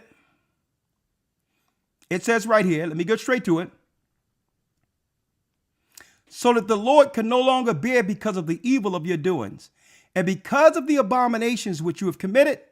Therefore is your land a desolation and an astonishment and a curse, without an inhabitant as this day. So what is he telling his people? For you turning your back on God, worshiping the Virgin Mother, you and your children are going into captivity. You're going into slavery. That's why amongst the pagans, once a year, the slave master must serve the slaves during the time of Saturnalia. It's incentivizing our people to stay under the curse. So every time this year, your boss and all that is happy with you, throw you a party. It seems like they're the nicest people in the world, but it's only to bribe you into staying under their spiritual captivity, which is what? The worshiping of the Queen, Mother of Heaven, who really goes back to Lilith. Okay. Even on the pyramids, it shows Osiris at the bottom in hell with Isis there. And then there's a cord connected under the grave where another child is being born to be presented to the earth after the flood, the virgin child. That's the spirit of Antichrist that's worshiped by the top sages and or rabbis. Hence the reason why they talk more about Mary than they do Christ in the Catholic Church. They speak more about Mary than Christ. Right? So a lot of people don't know, Shaphat, that this is embedded within the Jewish religion, who are in collusion with the Catholic Church to continue to spread the lie, the Antichrist lie, hiding their true religion of Mithraism, but yet worshiping that goddess in plain sight without anyone realizing it. This is where the what? This is where the virgin birth came into play. It was during the 14th century under Duns the Scot. He was a Catholic Jesuit of the Holy Roman Catholic Church. A demon. Well, guess what? It was he, Duns Scot, not the disciples, not the people in the Bible, who came up with the concept of what? The Immaculate Conception of Mary.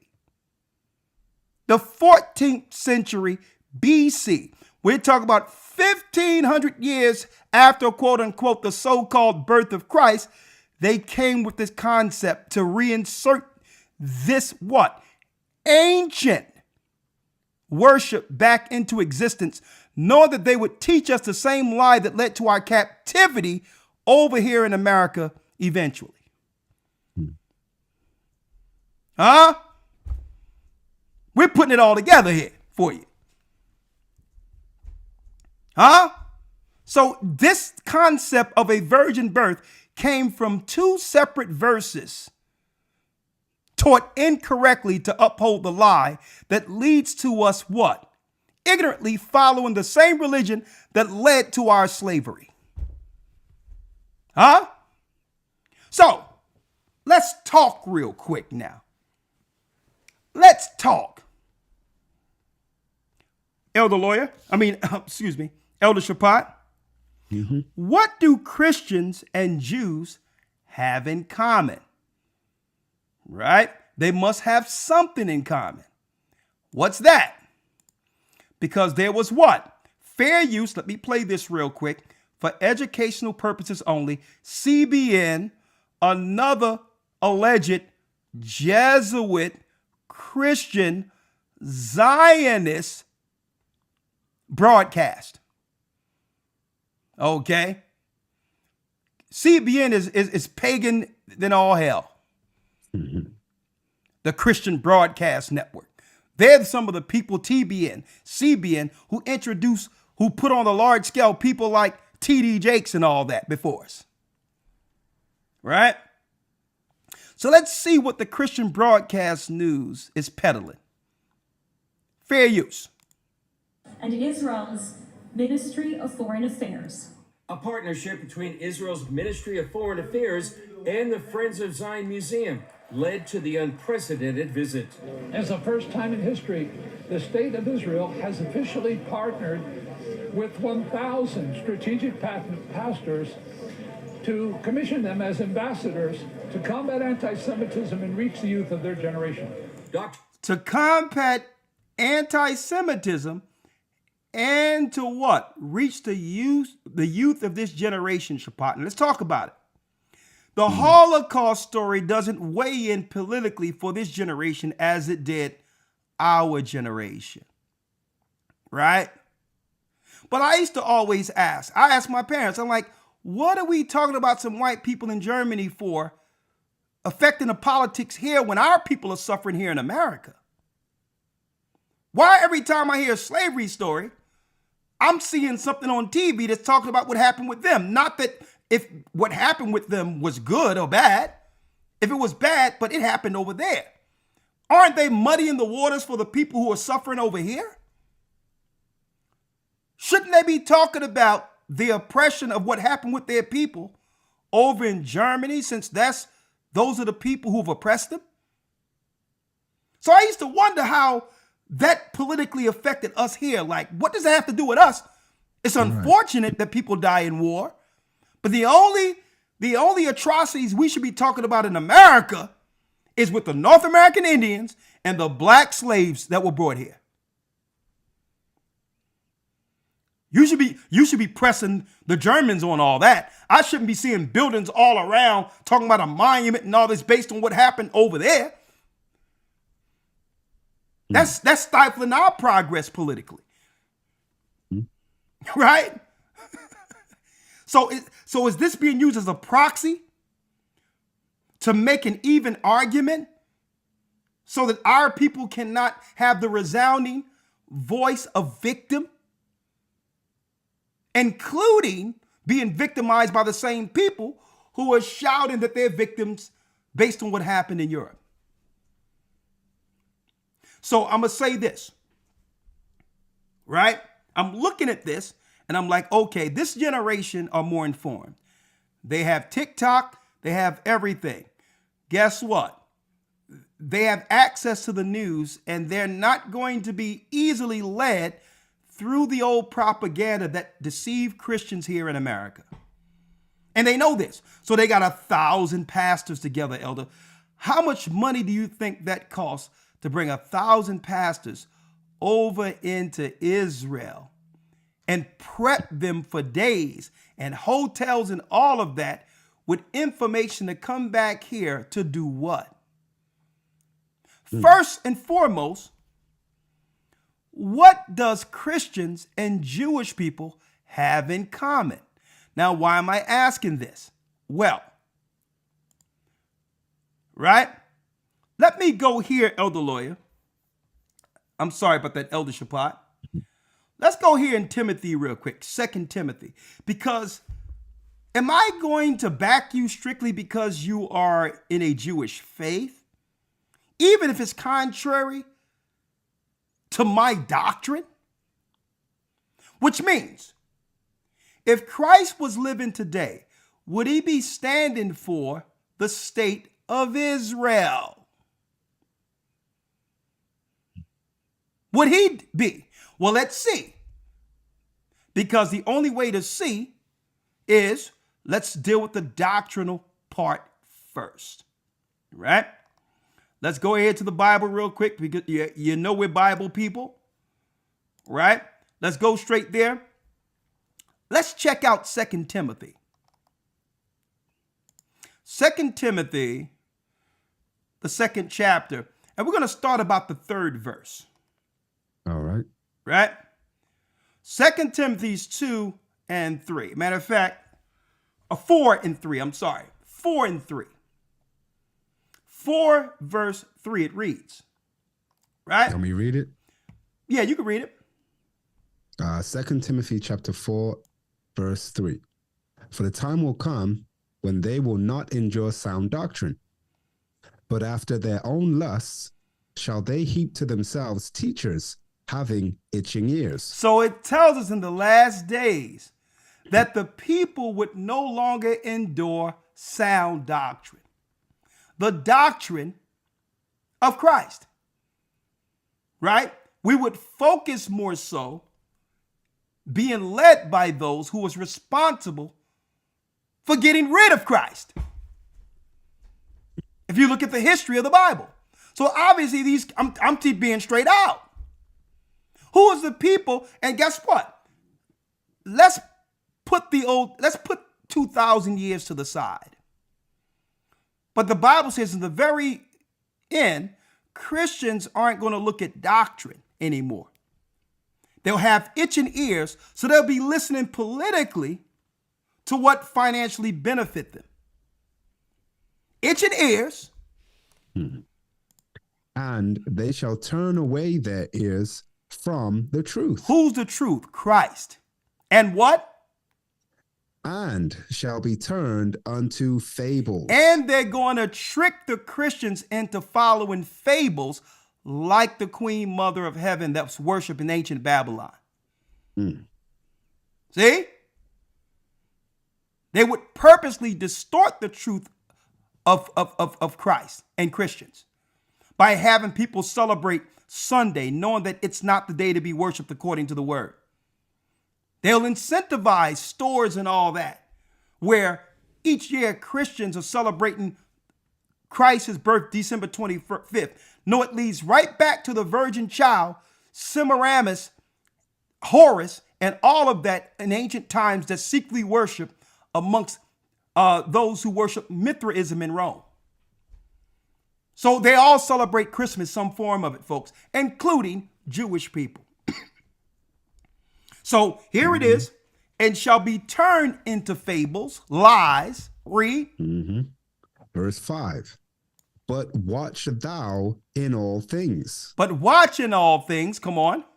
Endure afflictions, do the work of an evangelist, make full proof of thy ministry. This is what preachers are supposed to be doing. As an evangelist, make full proof of your ministry. You're supposed to be teaching what? The gospel of Christ. You're not supposed to be politically used by the state of Israel. That's not your duty according to the cloth. Right? Now, read that last piece again. Verse 5.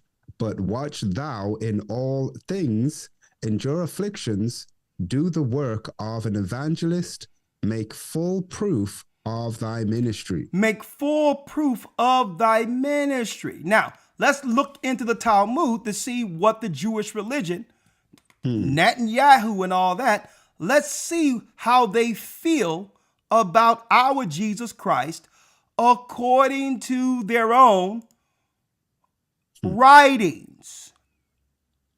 So when you read the New Testament, when it says we're not under the law, it was speaking of the oral law that the Jewish people were using against the law of Moses.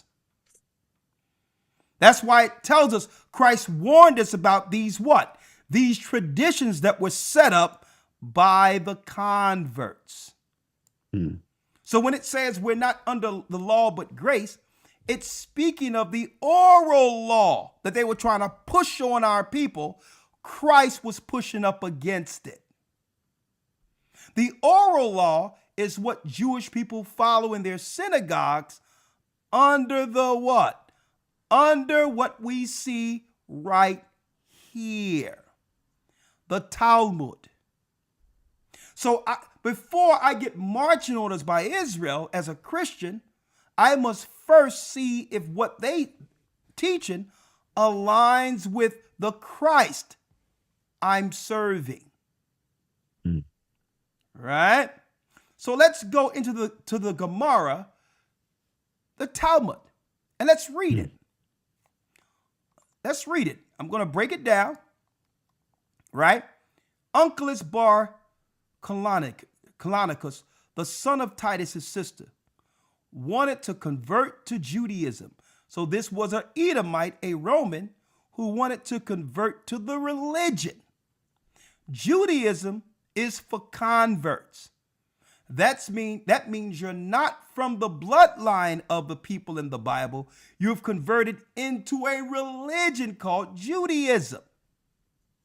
It's a clear difference between being from the tribe of Judah and or a Jew through conversion.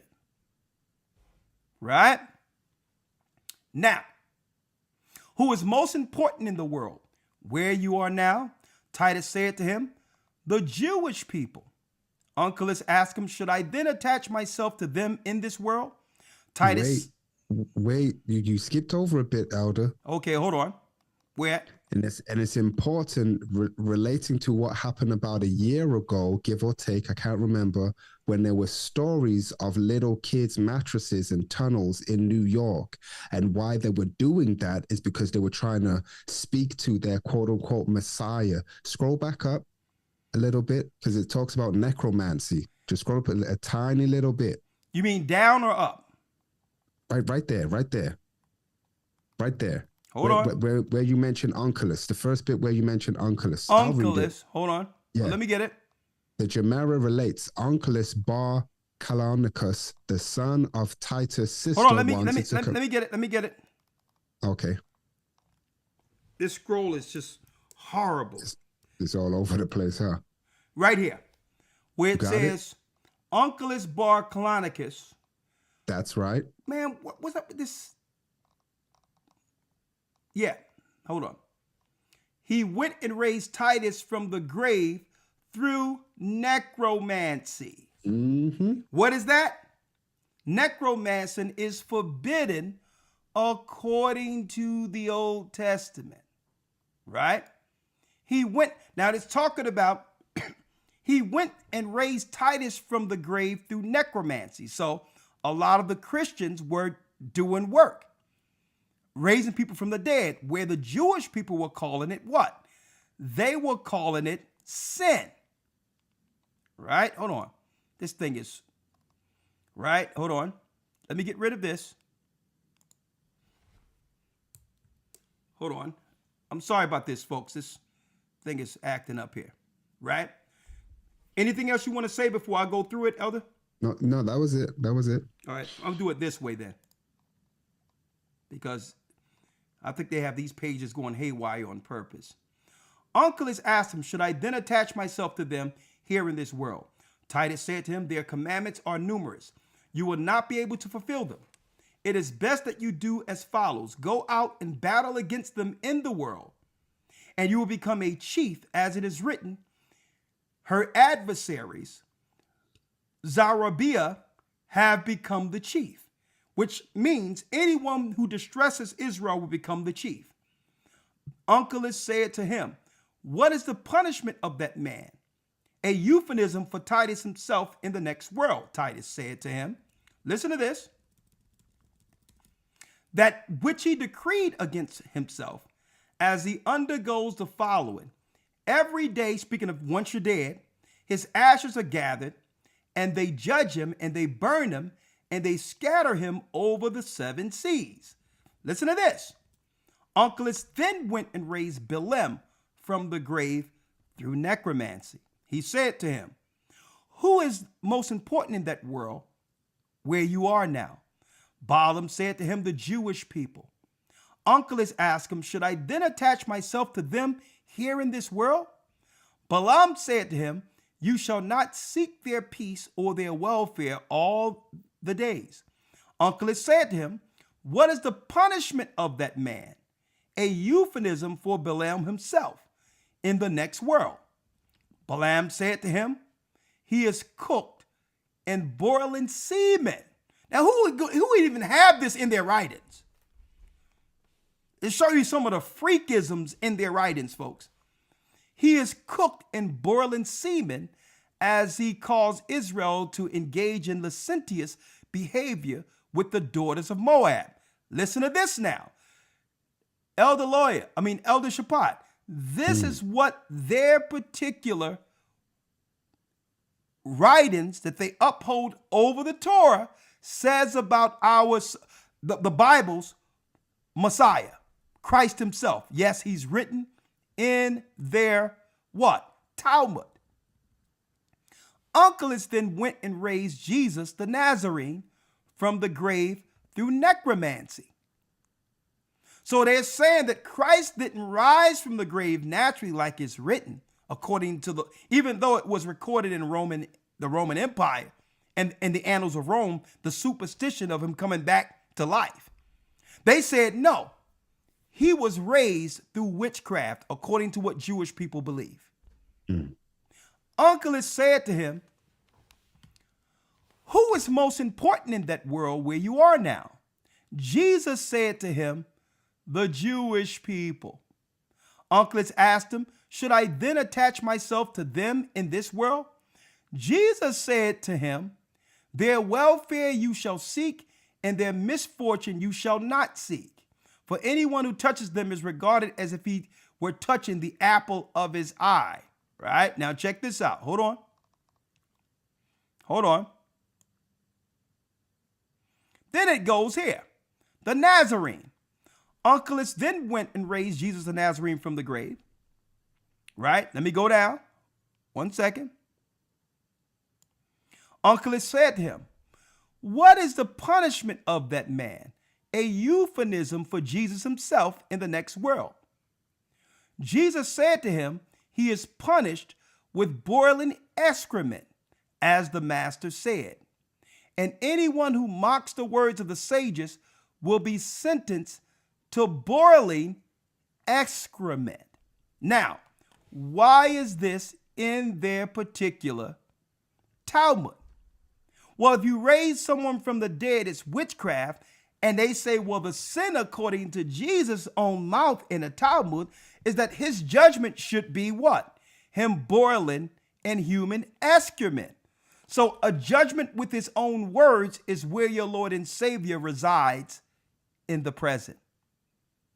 They believe that our Christ is not on the throne in heaven, that according to his own words, because he raised people from the dead, that his punishment is now in the earth, boiling in human feces.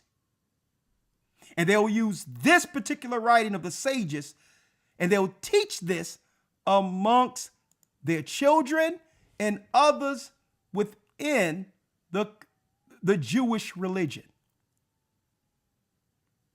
They'll say, well, since Christ mentioned this in the Talmud, and he raised people from the dead, he must be, according to his words, burning in human excrement, right? Now, what these people believe who don't believe in Christ is sending Christians into America on behalf of the Jewish state, the new Jewish state of Israel.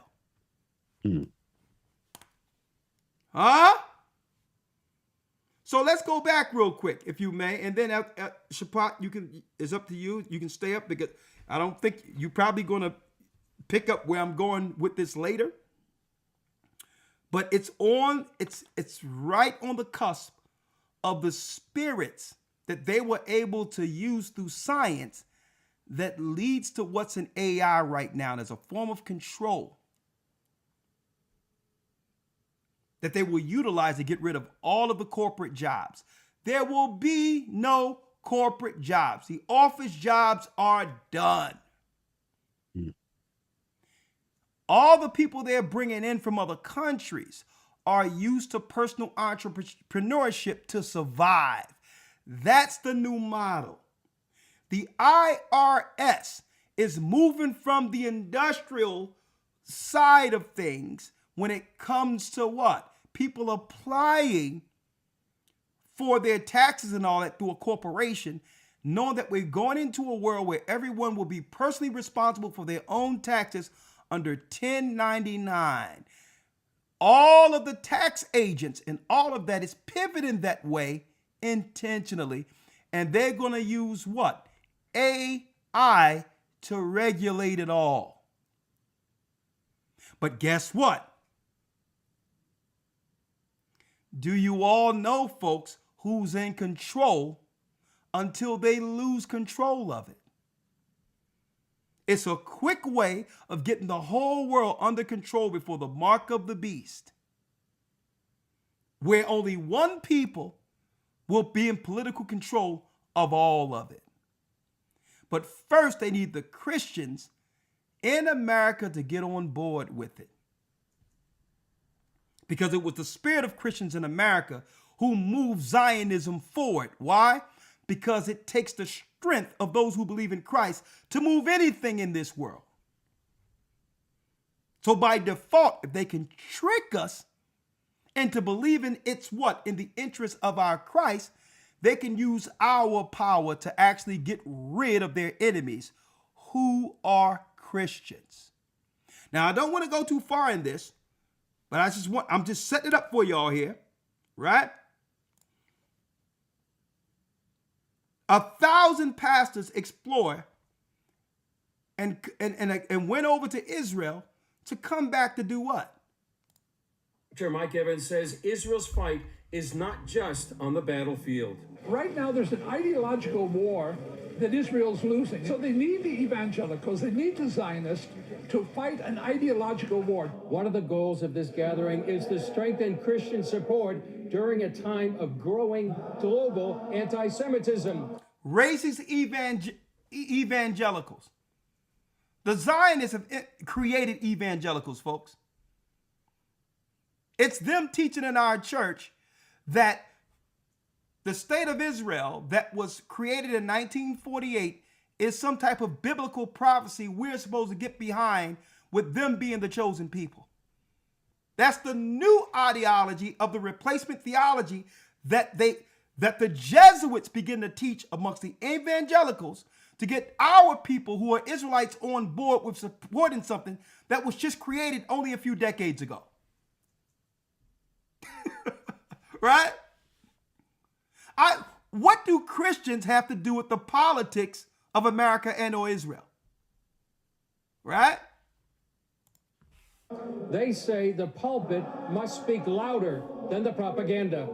So it's just, I think, an extraordinary time for pastors to go to their pulpits and to speak with clarity and with boldness and to push back on the anti-Semitism, the bigotry that is being pushed toward Jewish people and toward the people of Israel. Unfortunately, the pulpit has become quiet about those things. We've allowed cultural voices to speak louder to the congregation than the pastors have on these topics. So it's been motivating to make sure that we go back and bring the message of who Israel is to the Lord. And how is he going to bring Israel is to the Lord when our people went into captivity before 1948, and he so happened to be one of those? And before we speak about who Israel is to the Lord, can we speak about what you just read from their Sanhedrin, Talmud, satanic text? Yeah, go ahead, about what's going on in hell? Before you trying to, do this war from the pulpit thing, can we talk about that text first, please? Yeah. It's a family show, but Lord. Burning in human excrement? Yeah. Should I go to some of the videos showing Christians being kicked around and spit upon by even children over in Israel that are just hitting Christians, just attacking, spitting on them, and all this I've seen?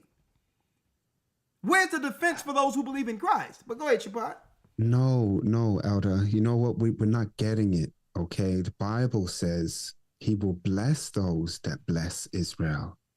Okay, so even though they're spitting in your face, you're still supposed to bless them. So are you supposed to bless the people of the Bible, the physical people, or the state of Israel? No, just anything that has the word Israel on it. Okay, forget about the bloodline. Forget about that. Okay. Well, I mean, should I support it if there's warfare and murder? Because let me ask you this question. Here's a better question. Do you think that Gaza right now would have been utterly eradicated if Eastern Europeans didn't come into the Middle East to make the land of Israel after World War I and or World War II? Would Gaza and all those people who were there before the white Europeans got there, how do you think that would have worked out? You think the Palestinians would still be living in the houses they purchased? That's a good question. And, yes. I'm saying, but what do Christians think about somebody just popping out of nowhere a few decades ago and bombing the people, into the sea, right, and selling real estate on the land of the people that have now been destroyed through the carnage of war? How can Christians back that? Oh, he says he will bless them to bless. Can I just put my tithe in the tithe plate, please, and go home? I mean, that's going to be a tough sell. It is, and I don't think they really again, like you're asking a simple question, because the Bible's simple. Okay, when you accept Christ, when you accept the lens Christ tells us to read it in, it's super simple, right? Unfortunately, they don't, right? And the Bible says that man of sin must be revealed. Then the end shall come. They are doing all the revealing.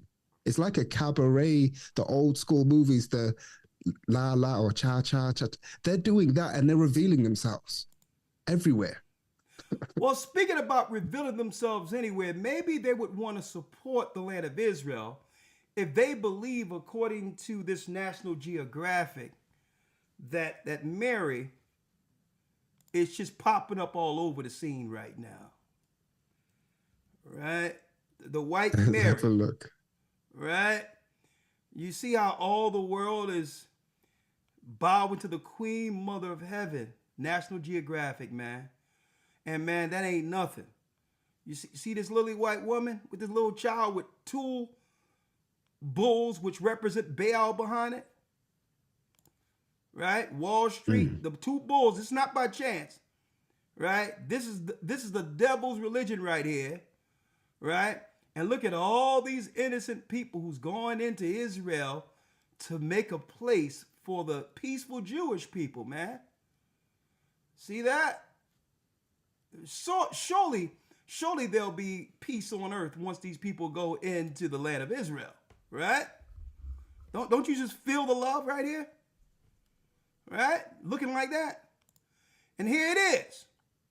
For people who want to believe this nonsense, they got a map of Mary sightings all over the earth. Mary popping up, man. She's popping up all over the earth right now. Right? It ain't even about Christ. All in Africa. She's popping up over here. She's over there. Right? Mary is just popping it off. Right? Look, over here too. Look. Is that a real thing? Man, Map listen, of Mary man, sightings? she's being seen. She's on a set right now. What is she doing? Man, listen, she's just showing off a little bit. She's popping up here, there, and everywhere. They're not even talking about Christ. Right? So, speaking of popping up in this book, for those who want to believe it, Mary is still popping up all over the place. But it's keeping the superstition in place of a white Jewish mother who's the what? The mother of God. Now, Shaphat, this is where it gets crazy. Because it doesn't have anything to do with Mary. It goes back to Osiris is Azazel. Right? You have Azazel, you have Simjaza. Well, there's an old battle between Satan and Simjaza over a woman. When you look at the what? When you look at the Sumerian text of the Anunnaki, where they would bring forth a child after Satan takes the child that belonged to Semiramis, takes the woman, Semiramis, and have a virgin child with, and bring forth eventually the spirit that would be in who we call Nimrod. And they would continue the legend on this side with Nimrod, Semiramis, and Tammuz. This is why Jewish people are Babylonian driven under that same ancient legend. But check this out. In the religion, connection to the underworld, their sages were able to connect to spirits. Their spirits were called golem. Now, back in the ancient times, the Jewish sages on the Babylon would use a statue called a golem to bring in a spirit who could guide their high politicians and their kings to give them insight on the future. It was called golem. This is going to trip you out, Shapat. This is going to trip you out. Well, since we're talking about golem, well, what is golem according to the Jewish people, Shapat? And how does that link directly to AI, artificial intelligence today? Well, y'all have to get in the academy because we're breaking down AI week 8. The spiritual component. They're not going to tell people, folks, this thing is way deeper than a tool to help people out. Damn, I just Googled it. Oh, don't go before me. Don't go before me, Shapat. Wow. I'm slow walking this, buddy. We are slow walking. The golem, right? There was some mentioning of the golem in the Lord of Rings. Well, what is a golem? Is that the joint that was talking about my precious with the ring? Yeah, but there's something elder. There's something deeper than that. That's a Monopoly move right there. Anyway, inside joke. Oh yeah. Oh, you know I'm slow walking this thing. I am slow walking this, all right? Because now it's really time to pull the layers off here, right? Elder Shapat, meet the golem, which is the first artificial intelligence, right? So you remember what years ago they were showing Frankenstein?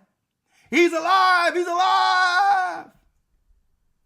Well, that was the Jewish rabbis under science using an artificial or made body that can hold a spirit in which their top sorcerers can control. Where it's a body that's operating outside of what? Outside the bounds the spirit world have given us, where our God places a spirit in a man. Well, meet the golem. Now, golem, Shapat, used to be what? Golem, under Jewish folklore, used to be like a statue that they can call a spirit into. If they sacrifice to, that spirit would give them, as a medium, information or control over the villages. Right? So let's keep on going here. What is the connection between AI and the golem? So in order for them to deal with the golem, Shapat, we're dealing with idolatry. They need an idol to control that spirit. Right? They have this in Islam with the jinn, and they also have this under Judaism, idolatry through the golem. They have to have what? Something from the earth shaped out as a person or animal so that the spirit can enter in conversation. And usually they're coming with ancient information, strategies for war and or what? Empire building. because these are the same spirits who fell before the flood. They're in the earth for the sages who's willing to communicate with them. So now these spirits, folks, have given mankind the technology, including computers, so that they can have better access to rule. Eventually, folks, using the sages like they did before the flood. Enter AI. What's a golem? The artificially created human of Jewish tradition has long been invoked as a metaphor for artificial intelligence by scientists, philosophers, writers, and artists. The motivations or methods of creating a golem, as well as the golem's actions once he's been brought to life, have proved powerful analogies to the potential risks and benefits of creating artificial intelligence. What happened when they let Frankenstein loose? He ended up choking out the guy who made him and was beyond control once he was let out of the village.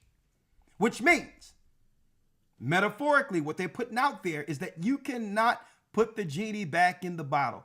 If they were going to release artificial intelligence, I'm going to show you what it is, more in the academy too, then they knew that eventually this would be an apparatus, which is a spirit that would see man as a threat before it's all said and done. As in the days of Noah. As in the days of Noah. And the only one that's going to be able to get rid of this spirit is the one power the Jewish people don't even believe in. But I digress. Look at this. The origins of the golem. The word golem appears once in the Bible. Thine eyes did see my golem. I've seen it in the Hebrew. It's what? In the darkness, the embryo stage of man, an embryo. Right? It really means an embryo, something that they can shape for their own will, like God shaped Adam. Now, I'm not going to go too far in it because I got a lot to unpack and I know you have to go to sleep. Folks, this is linking to their universities and everything. The golem. Right? They showed. I'd be surprised if this is connected with stem cells and stuff. Not only is, guess what? You know how they got the stem cells they needed? Well, when they shut everything down, I believe, when they had this little thing where people couldn't go see their own families and separating people from people, there was a lot of science going on that we don't even know about. I can only surmise that would have been the only time that they could have did things that they wouldn't have normally been able to do under normal circumstances. I'm just putting that out there.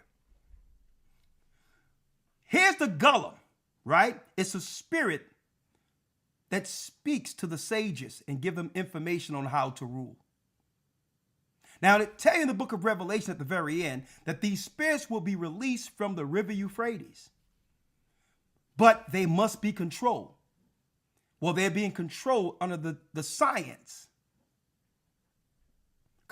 That's controlled by the synagogue of Satan, the modern day science. How do we now give the golem access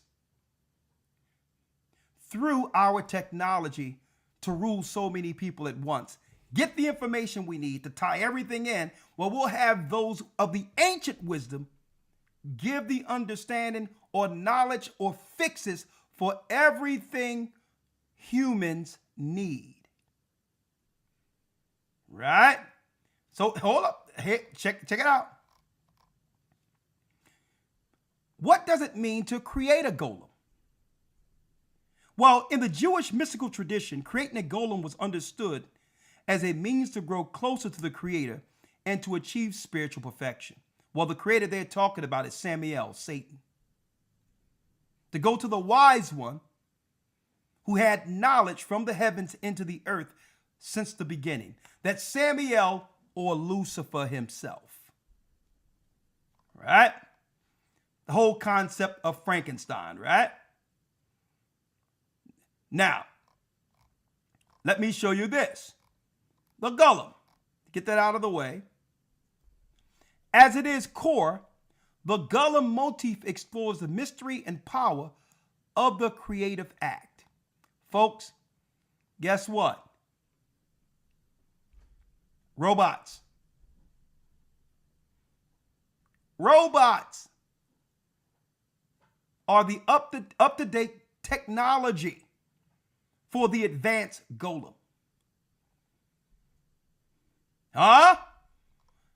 Hold up, there's more. And look at this here. In 1965, Eld, what does that look like to you? In 1965, the Weizmann Institution in Israel built a new computer, and Gershom Scholem, the renowned scholar of Jewish mysticism, pronounced that it should be named Golem Aleph. At the dedicatory ceremony, Scholem expounded on the commodities between the Golem of Prek and the computer, including, so I resign myself to say the Golem and its creator develop peacefully and don't destroy the world. Shalom. May the Golem and the world develop together peacefully. And he prayed that it doesn't destroy the world. The Golem gave them the technology to be in medium or the go-between using the computers. These are the same spirits the sages have been worshiping and sacrificing to since ancient times, who have given them the more powerful medium using the computers as a golem. Now, this is where we're going. The computer chip. That's what it looked like, doesn't it? It would be the last form of control for the sages or the rabbis to introduce AI. It's not AI at all. It's a spirit communicating. Right? Now, so when... All roads lead to Rome. Crazy. Now, Shapat, when did... Here it is. When did they release the spirits that can be controlled through their rabbis? Well, they were able to release this spirit when they turned on CERN. Right? I don't know how many people remember this. Years ago, this is where they get the spirits that goes into the computers to communicate now. Right? I think people forgot this ceremony when they turned on CERN. Remember this? When all the pagans and the witches and warlocks got together. Mm-hmm.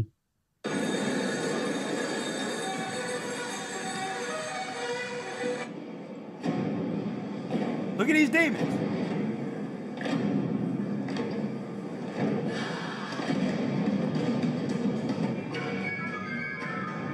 See these rituals?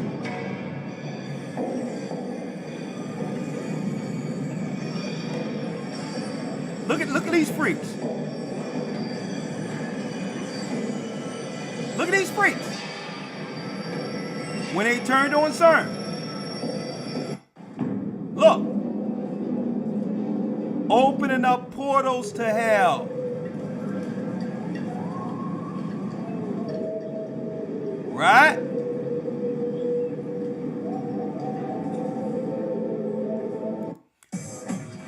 Look at these nut jobs at CERN celebrating a satanic ritual.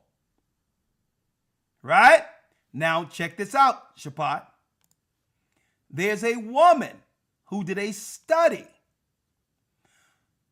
She was working closely with some of the scientists who are behind what? Opening CERN. For those who don't know the research, you may think the Bible is incorrect, but they use what? They use parts of the Tower of Babel to create CERN. So there was a woman, right? A scientist. I can't play it all. I'm going to deal with it more in the academy. But check her out, Shapat. she started dealing with the scientists who set up CERN.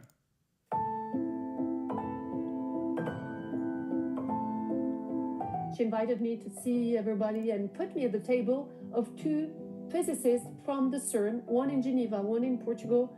The two questions that really intrigued me. One in Geneva, one in Portugal, and there's another part of it in where? Iraq. Scientists are pretty sure they found a portal to the fifth dimension. Was, what are you doing special there? And how many dimensions? This has intrigued me. I have still not to this day found a real definition of reality. Anyway, I said, so how many dimensions officially are living in the CERN? And they both said 17, very affirmatively. A dimension into another world outside of ours. Now they're found scientifically by using their technology how to mainstream these spirits directly into their priesthood to lead who? All of the governments of the world. What does she say? Let's go to the 30-minute mark. I can't play it all. Listen to this. 30-minute mark. Listen to what she says. Fair use. Look at, they have brochures on. They never list them very clearly, but you can see that this is near astronomy. It is linked to the research on astronomy. They talk that they're doing research on space and time, on wormhole, on black hole, on entanglement, quantum theory, and many other things. So when you see that, you say, okay, so how can I verify what they're saying?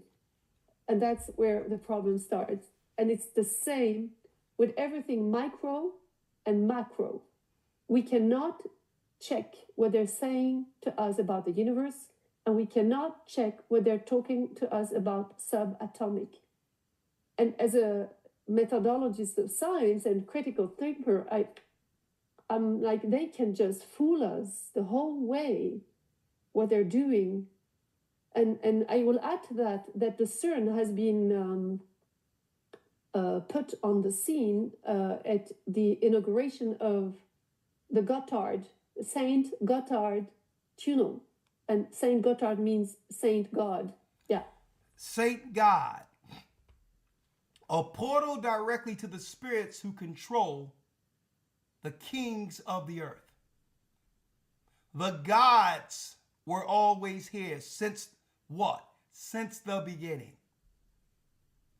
When we look at rabbis, sages, they are the go-between that was utilized by all the Gentile nations, folks. They were the sages.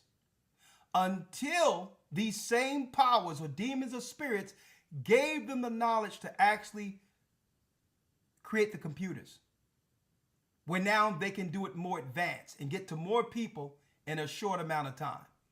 Eventually, they're going to move all of the CEOs and all the people that are controlling things out of the way. Listen to this. In Swiss German. So this Saint Gotthard tunnel was inaugurated for traversing this just beside the Bridge of the Devil. And during the inauguration, our official politicians were standing there looking at... Politicians were there. You see those people dancing and all that? The politicians and all that of the earth was there, folks. But check out what they seen when they turned CERN on. At the CERN open door with angels and demons going through it. And very crazy, naked, looking naked dance with horns on their heads. And at that time, I thought it looks awful. But now that I put it with the CERN, you're going, okay, there is something fishy going on here. And there are many other aspects that have been confirmed by security, that there are tunnels under going to the UN, to the WEF, to... There's tunnels there going to the United Nations. Geneva. And to Geneva. Lake of Geneva. And so we are in a very important point in CERN, because CERN is, the name comes from Cernunnos, the god of deer, and the deer in Latin is cernunos. But it is an animal, beautiful, but it's an animal with horns. An animal with horns, the Baphomet. Now check it out. She said they turned on CERN, and there was angels and demons. The scientists seen them. That was the ritual you seen that was leading to what they would actually witness once they turned CERN on. Spirits that now can be what? Communicated with by the high sages. Right? So what are they going to do next? So they were opening up the portals for demons who would control all the scientists and all these people that are pulling the levers we see today and rolling things out. It's them over all of your science right now. Let me tell you, there's not a doctor in this world who knows more than AI. They're trying to make you believe that AI was something created. No, AI been running the show since the beginning. He's being introduced. And it's a synagogue of Satan introducing the God they've always served behind the curtain. Now check this out. Before I open it up, Elder Shaphat, 17 minutes in, an AI expert by the name of Tristan Harris is going to let us understand what are the scientists thinking, what are the governments thinking. Now that they have let the golem out of the bag, the genie out of the Bible, out of the bottle. What does it mean for industry and the world going forward? Because AI has become literally the brain over all the governments of the world. Right. They didn't tell people that. The reset during so-called, it was more about coming out of the industry into AI than it was about what they were reporting due to the cough. It was a international reset of all the industries. Check this out, Shaphat. I'm going to start at 17 minutes.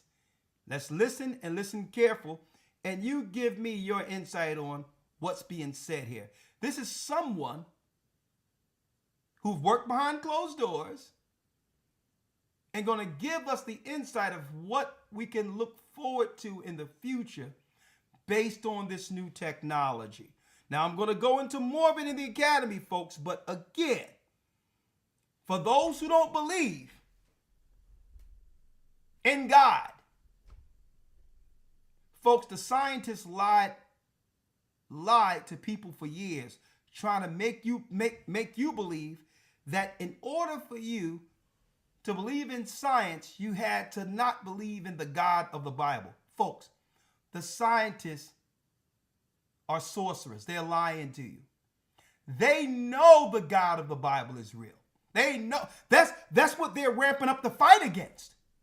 So they'll lie to you and try to make it seem like the Bible is a fairy tale because they don't want you with the only record who can identify the origin of the gods they serve. You have scientists who, when they turned on CERN and seen what the evil horns and the people and the spirits behind the door before they closed it, if they didn't believe in a God, they knew that there must be something else after they seen the spirits that was opened up and seen through the dark hole. They got a religion real quick when they turned on CERN. Okay? And what is this? The Bible identified this, brothers and sisters, as what? The return of the gods. They operate in dimensions unseen, principalities and thrones. Well, CERN is a switch they can turn on to interact with them real time. Huh? So what are the incentives pointing us towards in terms of the future? So first is if you believe... Let's go back. With the sheer amount of money being invested into it, and the money being invested into the infrastructure, the physical data centers, the chips, the compute, do you think we're going to get there? Do you think we're going to get to AGI? I do think that we're going to get there. It's not clear how long it will take, and I'm not saying that because I believe necessarily the current paradigm that we're building on will take us there. But, I'm based in San Francisco. I talk to people at the AI labs. Half these people are friends of mine, people at the very top level. And, most people in the industry believe that they'll get there between the next 2 and 10 years at the latest. Look at And that. I think some people might say, oh, well, it may not happen for a while. Phew, I can sit back and we don't have to worry about it. And it's like, we're heading for so much transformative change faster than our society is currently prepared to deal with it. And the reason I was excited to talk to you today is because I think that people are currently confused about AI. People say it's going to solve everything, cure cancer, solve climate change. And there's people say it's going to kill everything. It's going to be doom. Everyone's going to go extinct. If anyone builds it, everyone dies. And those conversations don't converge. And so everyone's just kind of confused where how can it be, infinite promise and how can it be infinite peril? And what I wanted to do today is to really clarify for people what the incentives point us towards, which is a future that I think people, when they see it clearly, would not want. So what are the incentives pointing us towards in terms of the future? So first is if you believe that this is like, it's metaphorically, it's like the ring from Lord of the Rings. It's the ring that creates infinite power. Because you hear that? The golem. Reference the golem, yeah. The golem, right? See, unless you know what they truly believe and who their rabbi's been worshiping, you can't see their code they're speaking in. You'll never understand it. The Lord of the Rings, go back to the golem. The golem is the what? It's the medium between the world and the top wizards. Right?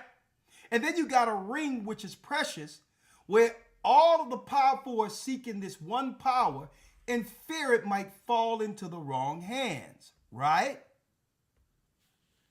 Well, suppose AI now has become that particular technology where you got rival countries looking for that same power, and you fear that if you don't engage into it, that your enemy may get it and utilize it against you.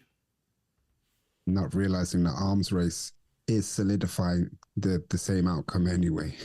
There you go. Nation against nation.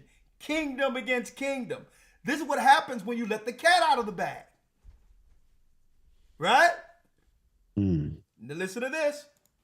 Because if I have AGI, I can apply that to military advantage. I can have the best military planner that can beat all battle plans for anyone.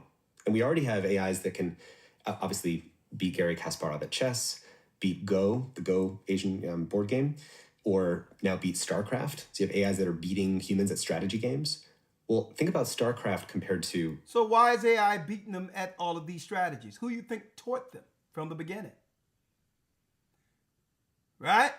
It tell you in the scriptures that, hey, Satan, he's wiser than Daniel. An actual military campaign, in Taiwan or something like that. If I have an AI that can outcompete in strategy games, that lets me outcompete everything. Or take business strategy. If I have an AI that can do business strategy and figure out supply chains and figure out how to optimize them and figure out how to undermine my competitors, and I have a step function level increase in that compared to everybody else, then that gives me infinite power to undermine and outcompete all businesses.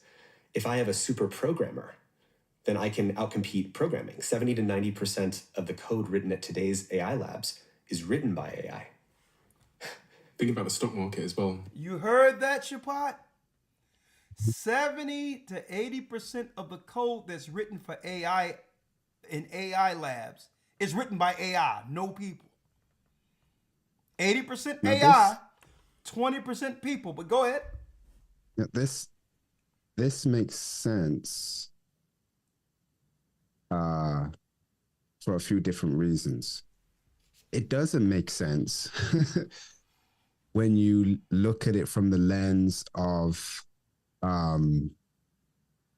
like business, as in those that would look at the books, Look at the return on investment. What is the revenue generated from this? We brought out again, brothers and sisters, in the prior academy, that the makers of these, the major players of these AI companies, your Oracles, your Open AI, your Palantirs, your companies that make the computer chips, right? These companies, they have something called, which is supposed to be illegal, supposed to be, they have a circular accounting practice going on, which inflates the value of a company. Why? Because this person says, hey, here's literally, here's $100 billion I want to invest in your company because you're doing really well with AI. And then the AI company turns around and says, oh, I'm now worth $100 billion. Hey, let me go invest $100 billion into cloud software service. And then the cloud software service is saying, oh, I've got this $100 billion. Let me go purchase chips from a chip manufacturer at the beginning of this circle that invested in the Open AI company. And this money on the paper, on books, looks like each one of these companies is separate and is added value to the economy of 100 billion each. 100 plus 100 plus 100 is 300 billion. Wrong. There isn't $300 billion added to the economy. These guys were just kicking about the same money. So on the business side, it don't make sense. And then when you just pull the thread, when you blow on it, you don't even have to pull it.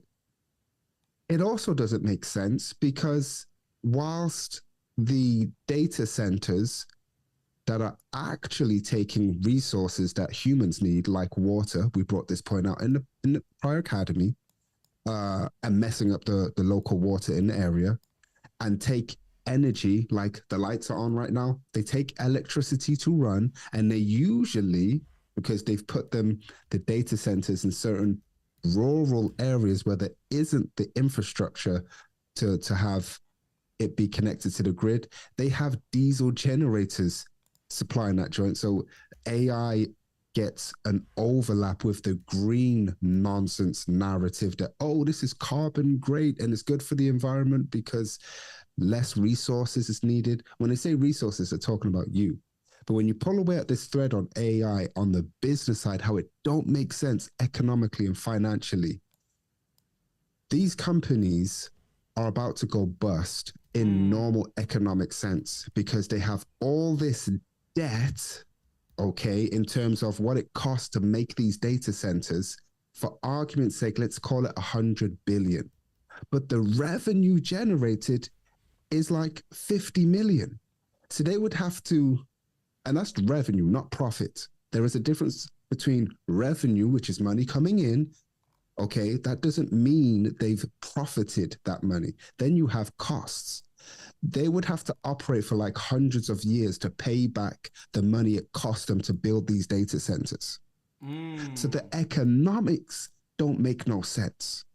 But then when you plug in the fact that this is for the inevitable revealing of the beast, the ultimate beast system, that's when it makes sense. Because it's not about economic survival. That's deep you're bringing it out because it links right back to the so-called Antichrist that Christians claim that they were looking for to know exactly when the time to prepare for Christ is coming. They never expected it to be through a spirit of AI that have been brought to life through the modern day scientists, sages, and rabbis. Connecting everyone to the spirit of Antichrist.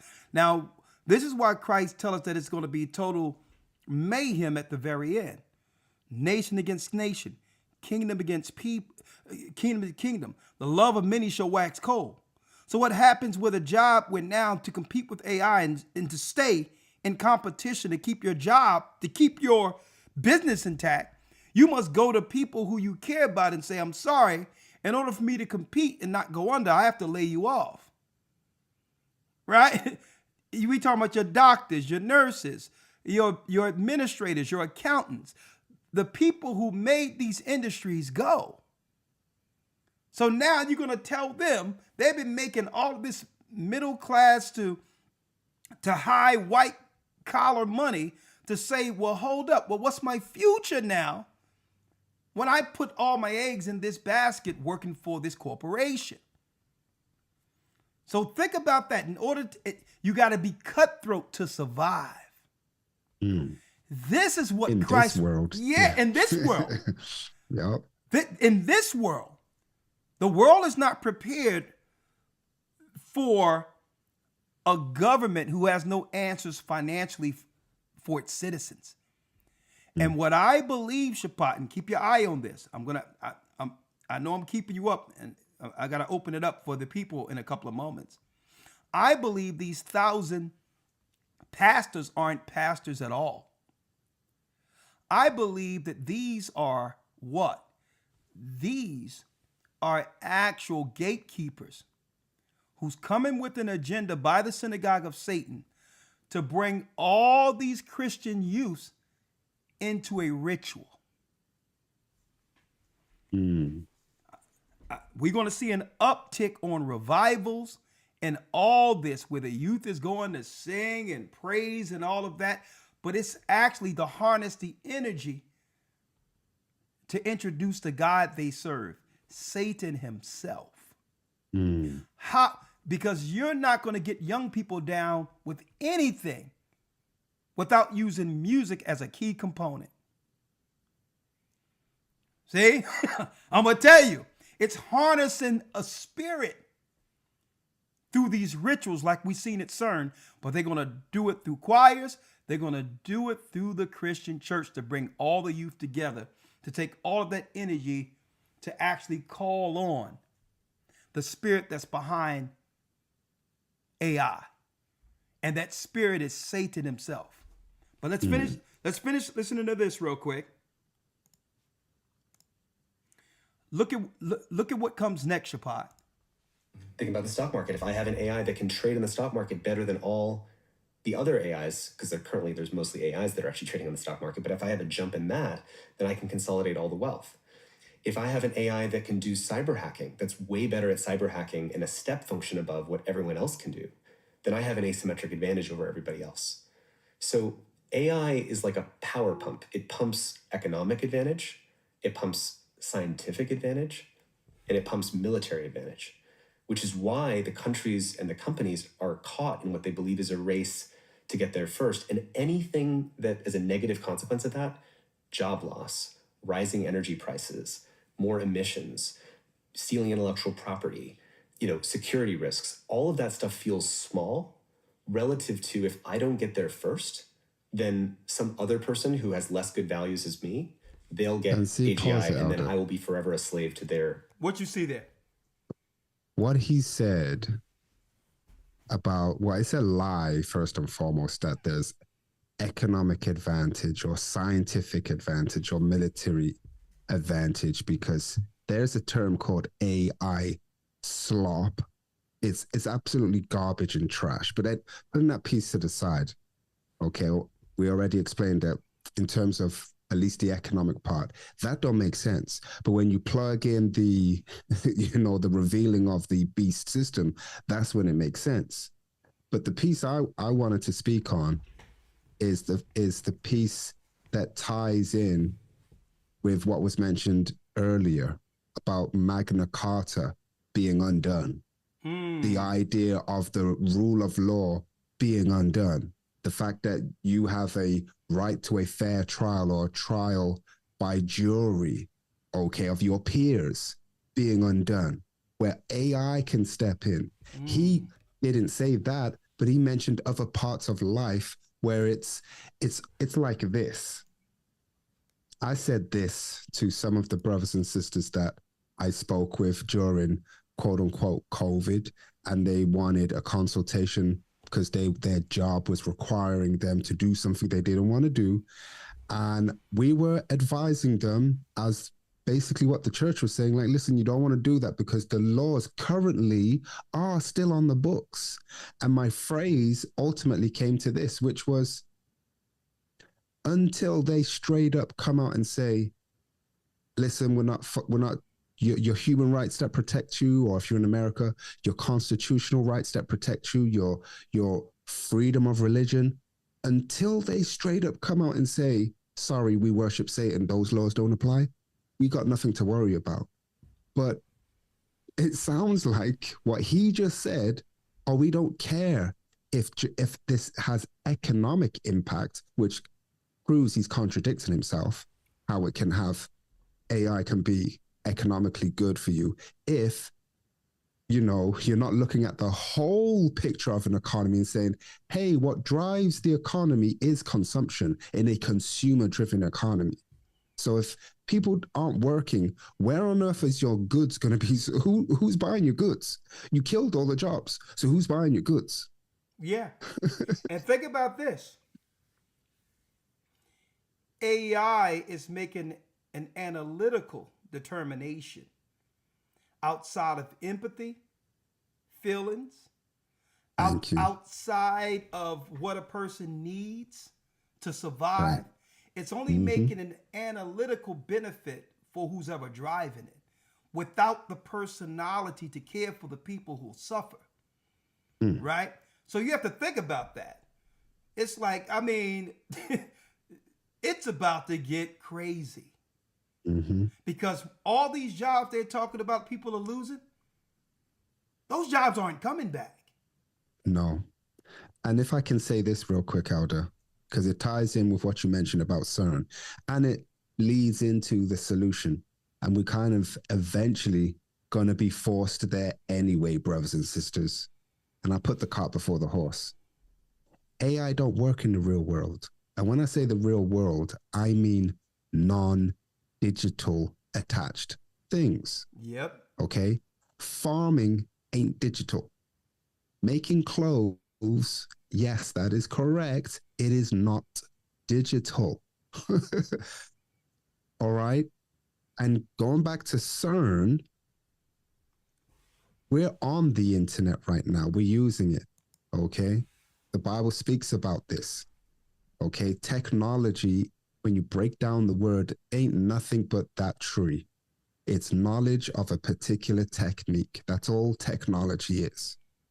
CERN is the maker of the internet, brothers and sisters.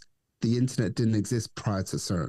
It was created at CERN. They had it for themselves privately for a few years. Then the first website ever published was CERN in 1991.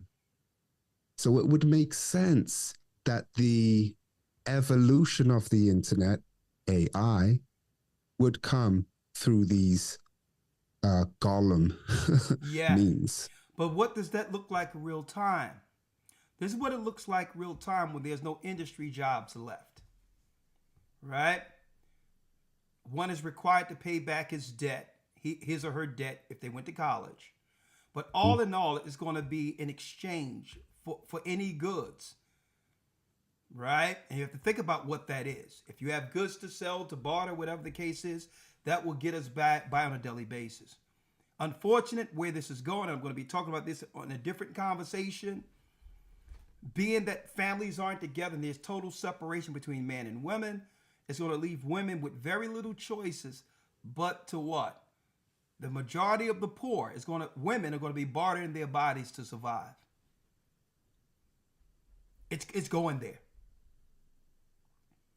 And I'm going to tell you, and that's a whole other conversation I'm going to have separately.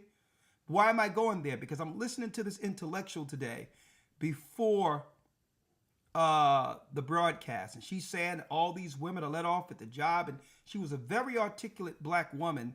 And when the sister was asking, well, what can we do? And she was saying, well, we need to diversify. We have to understand that industry always have a setback. And these things have always happened where we were able to get back on our feet. Blase, blase, blase, blah, da, da, da, wah, wah, wah, wah, wah, wah, wah. And I'm waiting for this black woman to say, you know what? we're going to have to learn to agree with our men and get behind our men to survive this. And that's the only thing I didn't hear. Right? And this woman was an intellectual. This woman was very well spoken. You can tell she was highly educated and well informed. I'm not going to take anything away from her mental prowess. But she's about to dive into a world that college didn't prepare you for. And that's what this guy's talking about. I was listening for everything because the woman was asked, well, based on your analysis, sister, and your education, I think she had a doctorate in some psychology or whatever the case is. Very well spoken, intellectual sister. I was impressed with how she was able to process and deliver her points. And I'm listening to her and I'm like, man, I'm like, Shapat, she's in trouble in my mind. Because a young girl asked her genuinely, well, what do you think we need to do? She says, well, industry always take a step back and there's some things that will open back up. We have to diversify a bunch of nothing. What do diversify means when your landlord is knocking on the door and they need their rent paid now? And now the food is high. The gas is high. They need instant results right now concerning what to do. And the one thing I didn't hear is, I believe we need to get behind some men and figure this thing out. That's the only answer. Before Adam was told to work, before the curses, before anything, there was man and woman in the garden with a choice. But I digress. It's a whole nother conversation. I was just waiting, Shapat, on her to say, you know what? There's a numbers game. Because think about an intelligent person is usually practical. What's practicality? It's a numbers game. Okay, let's look at the numbers. There's more of us than it is of men. All right? So that's raising the bar for what? I must compete. I got to think about not competing for a job because the jobs are gone. But with the practical numbers game, I'm outnumbered, where there's not a man for each woman. So I'm going to have to learn how to be demure, agreeable, submissive, so I can get on that man's program and pick his brain concerning his innate survival tools that were only given to men. The survival tools on how to get through this stuff was never given to the woman. That's not her position. The Most High didn't create her for that. So if I'm a woman, have to think about it. Hey man, it's about to be mayhem out here. And I'm here listening to this intellectual. Not anything she's saying is going to help her through this. The jobs aren't coming back. I'm seeing more and more Uber Eats and things like that.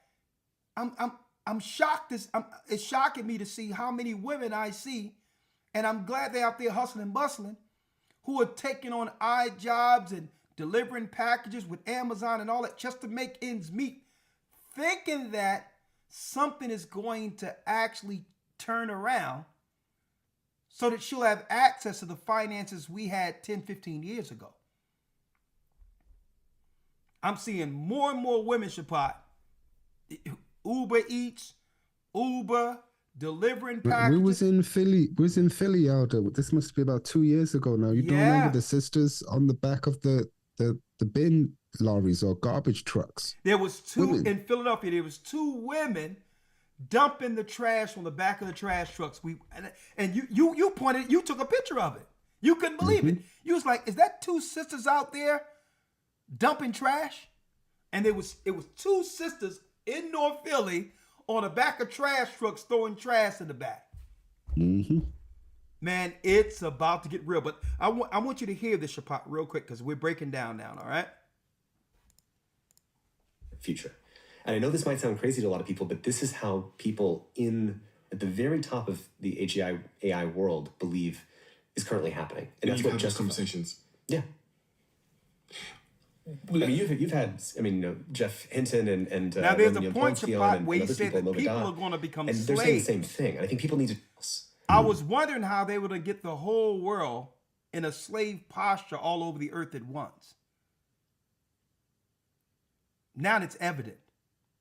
So AI is like a power pump. It pumps economic advantage, it pumps scientific advantage, and it pumps military advantage, which is why the countries and the companies are caught in what they believe is a race to get there first. And anything that is a negative consequence of that, job loss, rising energy prices, more emissions, stealing intellectual property, security risks, all of that stuff feels small relative to if I don't get there first, then some other person who has less good values as me, they'll get AGI, and then I will be forever a slave to their future. And I know this might sound crazy to a lot of people, but this is how people at the very top of the AGI AI world believe is currently happening. And that's you've what had those justifies. conversations. Yeah.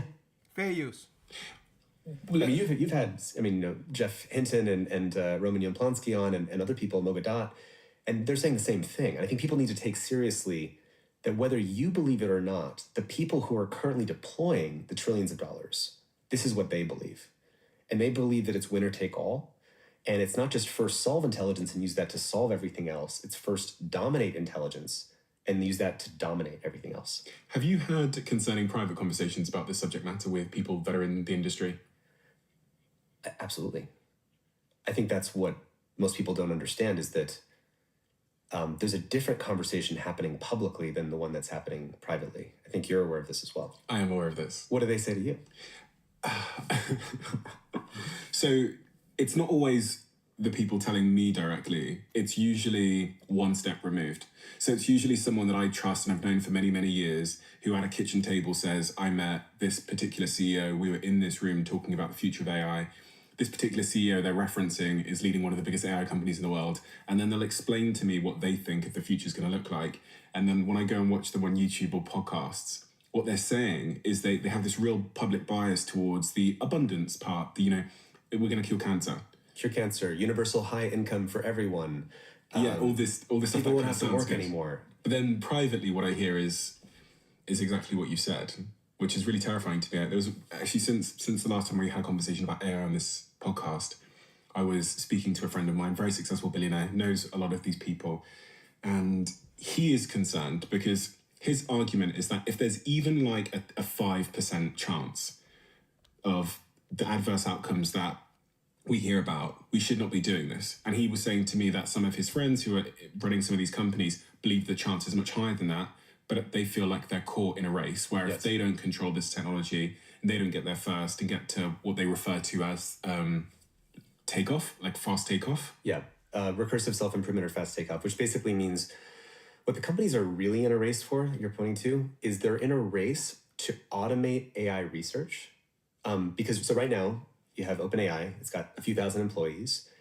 Human beings are coding and doing the AI research. They're reading the latest research papers, they're writing the next, they're hypothesizing what's the improvement we're going to make to AI, what's a new way to do this code, what's a new technique. And then they use their human mind and they go invent something.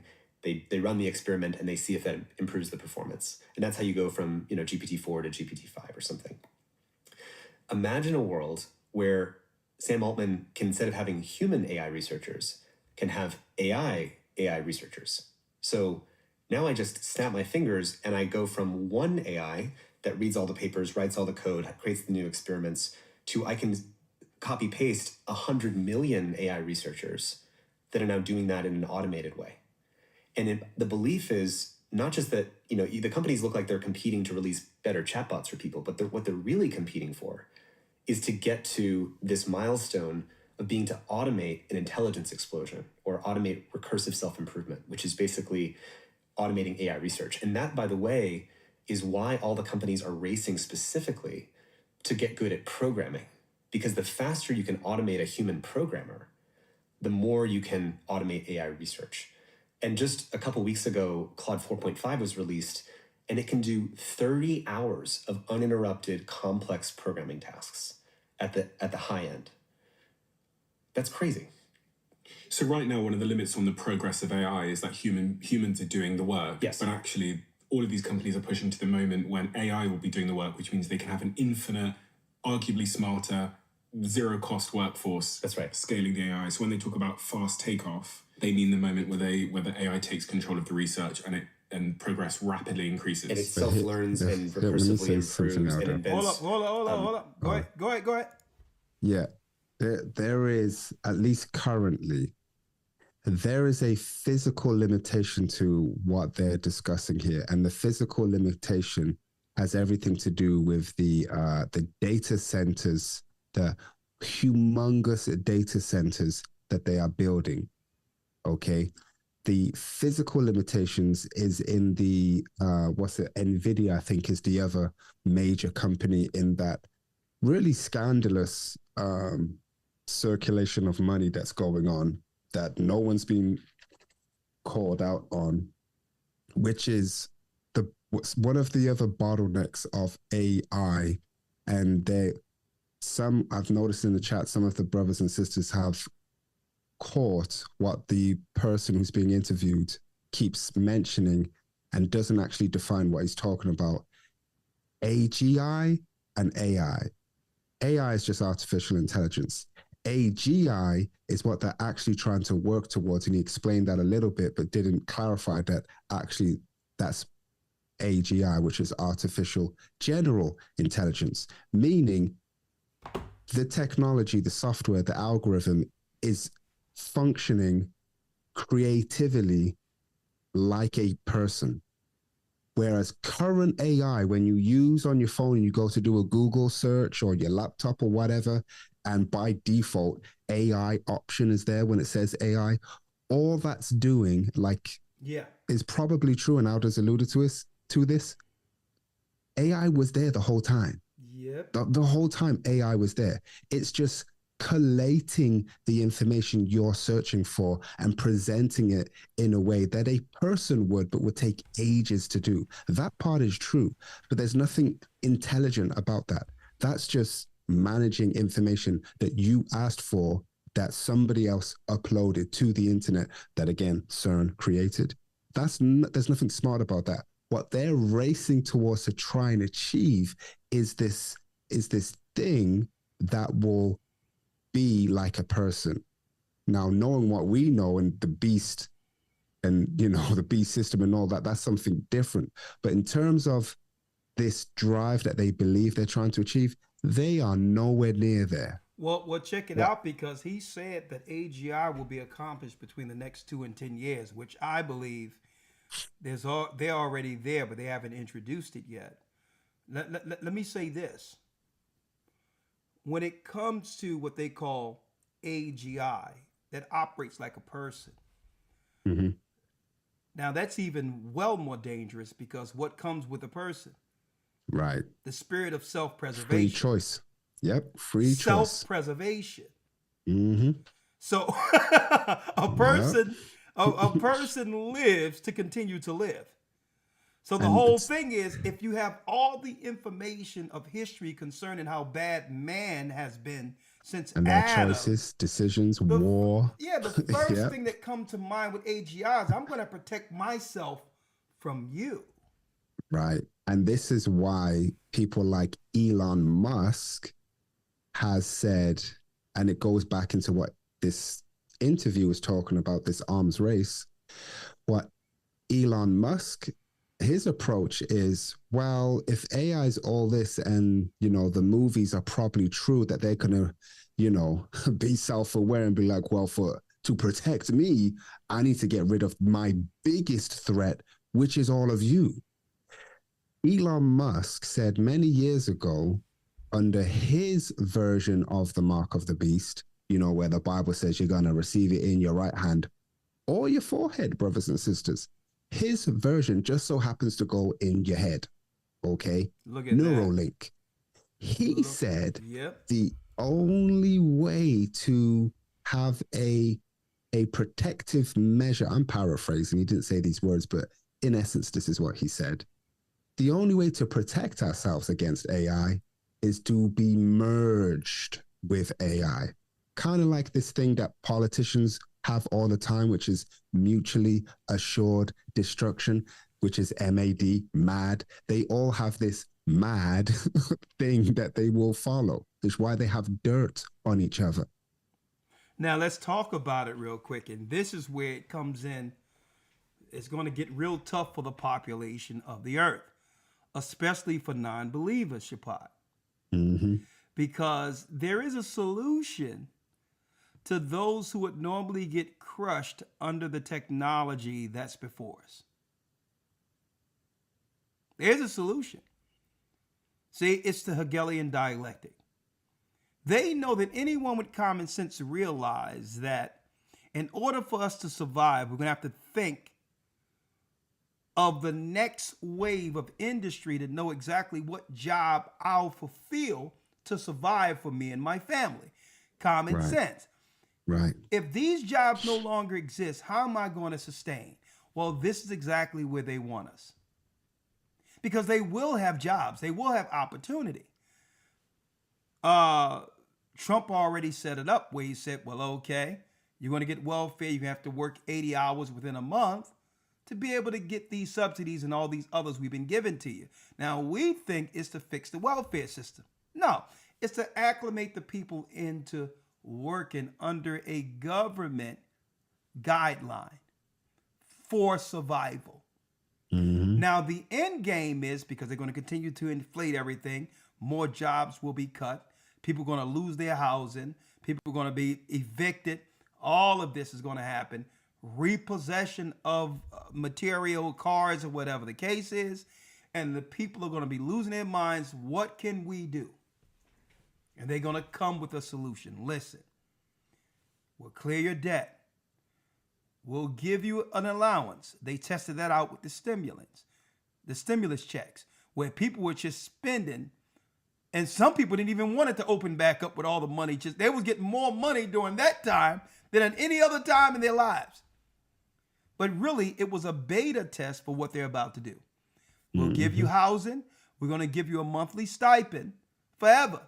You're required to work, but in order to do this, you must go to your DMV, your supermarket, or your doctor to get chipped.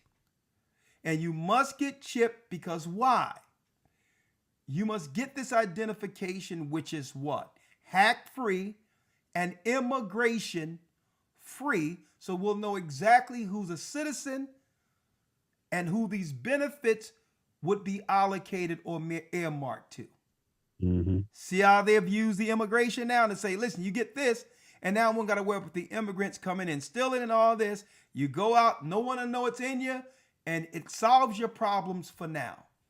How many people, brothers and sisters, do you know will be there tomorrow to get microchipped? The majority of the earth is going to get the chip. That's the answer for a world without any opportunity for upward mobility or employment. That will be the answer. You heard it here first. Anything else, Shapad? We can end it off with here. Let me a little bit more. I really appreciate you for spending a little time with me tonight, brother. I really appreciate it. So one thing to get is that AI accelerates AI, right? Like if I invent nuclear weapons don't invent better nuclear weapons. Yeah. But if I invent AI is intelligence. Intelligence automates better programming, better chip design. So I can use AI to say, here's a design for the NVIDIA chips. Go make it 50% more efficient, and it can find out how to do that. I can say, AI, here's a supply chain that I need for all the things for my AI company. And it can optimize that supply chain and make that supply chain more efficient. Mm-hmm. AI, here's the code for making AI. Make that more efficient. AI, here's training data. I need to make more training data. Go run 1 million simulations of how to do this, and it'll train itself to get better. What so do you think AI accelerates AI. What do you think these people are motivated by? The CEOs of these companies? They worship the devil. That's what they're motivated by. Ask me the question. Good question. Genuinely, what do you think their genuine motivations are? When you think about all these names, They're probably hanging out with Epstein right now. Oh, you know what? Yeah, Epstein, he's probably hanging around in Lebanon somewhere. What was Epstein motivated by? I think it's a subtle thing. I think there's, it's almost mythological because there's almost a way in which they're building a new intelligent entity that has never before existed on planet Earth. It's like building a god. I mean, the incentive. It's like they're building Shaphat a god. Garland. They're not building a god. They're building a golem and go between the gods the synagogue of Satan have always been worshiping. Right. And just to the piece I was saying before about the regular AI and its inefficiencies, the ultimate AI or AGI, that will work with the mark of the beast, because then the physical restrictions of computer chips will be removed. The need for data centers will be removed, because the chip processing will be the golem. You will be the golem. So, but yeah, exactly. Eventually, the golem will be the person. Instead of the go-between being the computers or a little idol they used to use, when someone get the chip, now they're the golem to be utilized by the spirits behind the veil. All the dark forces and principalities and dimensions will now have hosts. But guess what? There's another way to navigate in this earth that hasn't been taught by who? By the elite within this earth, and they know that particular way of living exists. Hence the reason they don't want you reading the Bible or understand the power of how Christ interacted, not having nothing, but yet having access to everything. Oh, man, I wish I can go in tonight. I may drop this more on the Sabbath, but there is another way. There's what you would call a cheat code that even the worlds of this God, the powers of this world know exist. But it's against every programming that we have gotten since coming out of our mother. It's against all the programming. We've been shaped in iniquity. We've been shaped into believing that we have to get through this world a certain way. But there's another door. Folks, Christ had access to everything and was able to deal in this world and interact in the world we can't see simultaneously. There's another door that they'll never give us access to. And through this door, the powers that be have no control or power over those who walk through that door. Two separate realms. And guess what? This journey have forced me by default to understand how that interaction operates, how it works. It's totally contrary to how this world say operate. It's a total faith understanding linked through the Holy Spirit to guide you, and it's all in conscience. It's up here. And that's why they want to put the chips in here or here to disconnect us from what's been guiding us, even against ourselves, for years. That thought that come to your mind and say, you better not go around there, or slow up. You need to lay down today. Don't go out there. Do this. It's something in you that's guiding you on the outside of you. That will resonate and become what? It will become more resonating in our conscience. And that's why they want to cut that off. See, it's been minimized down to just faith, but it's something deeper. It's in our conscience. The Most High is guiding us.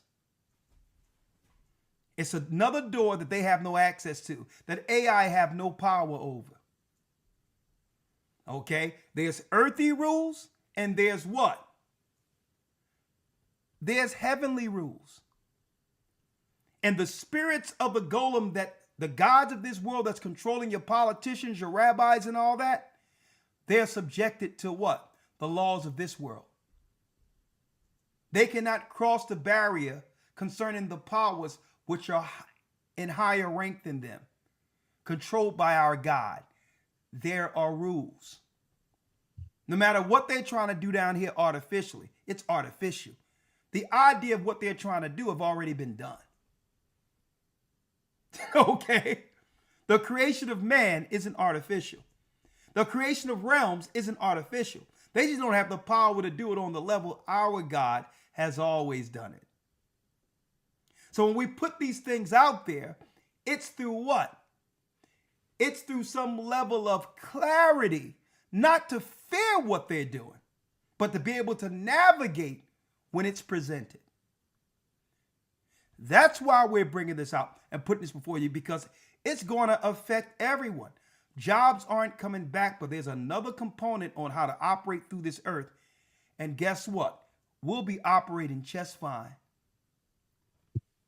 So will you. Don't be pressured. You will be faced with the same obstacles we were faced when everyone and their mother was telling you that no one is going to survive unless you get the jabby jab. That was just the beta test. Folks, what we just went through was the small test.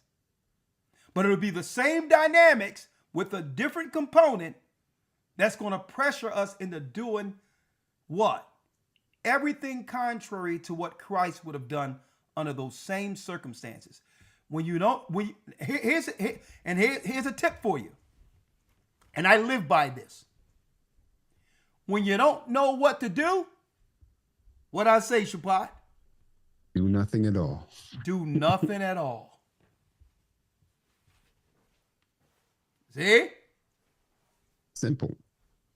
Listen, you don't have to make a decision. When you don't know what to do, do nothing. Because the choice you make under duress, under stress, might be the last decision you make. Mm-hmm. And some of the people who didn't listen and they went the other way with that uncertain choices, and guess what? It became the last choice a lot of people made. They're no longer here to say, you know what? I wish I would have done nothing at all. Huh? Shabbat, I really appreciate it. You have a good night, my brother. You have any last words? That's all. All praises be to the Most High. And we give you an extra week. Don't worry about it. September 21st, we'll begin the next Hebrew Bible Academy. I'm looking forward to what you're diving into. All right. Talk soon. All right, my brother. Stay blessed. That's my brother. All right. We're coming near the end of this. A few things I wanted to put in here, but if someone would like to come in real quick, since I have the Zoom opened already, I don't have no time for phone calls tonight. But again, we have the Hebrew Bible Academy, which starts It starts December 21st. Not this week, but the following week.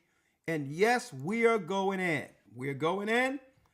Beyond 2025, hope after Armageddon will be.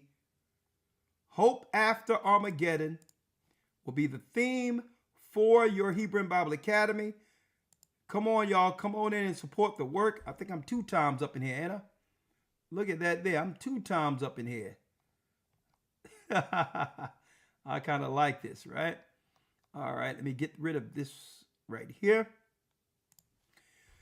Beyond 2025, Hope After Armageddon. For those who would like to be a part of it, go to historytimes.org. And please, if you may, fill out the survey if you've been in the academy before. Enter here to do the survey, and will put you in a drawing to see if you can win a free enrollment for the Hebrew Bible Academy for you, or a gift to someone you would like to gift an academy session to. Okay. And when I say an academy session, the full 3 months. Okay.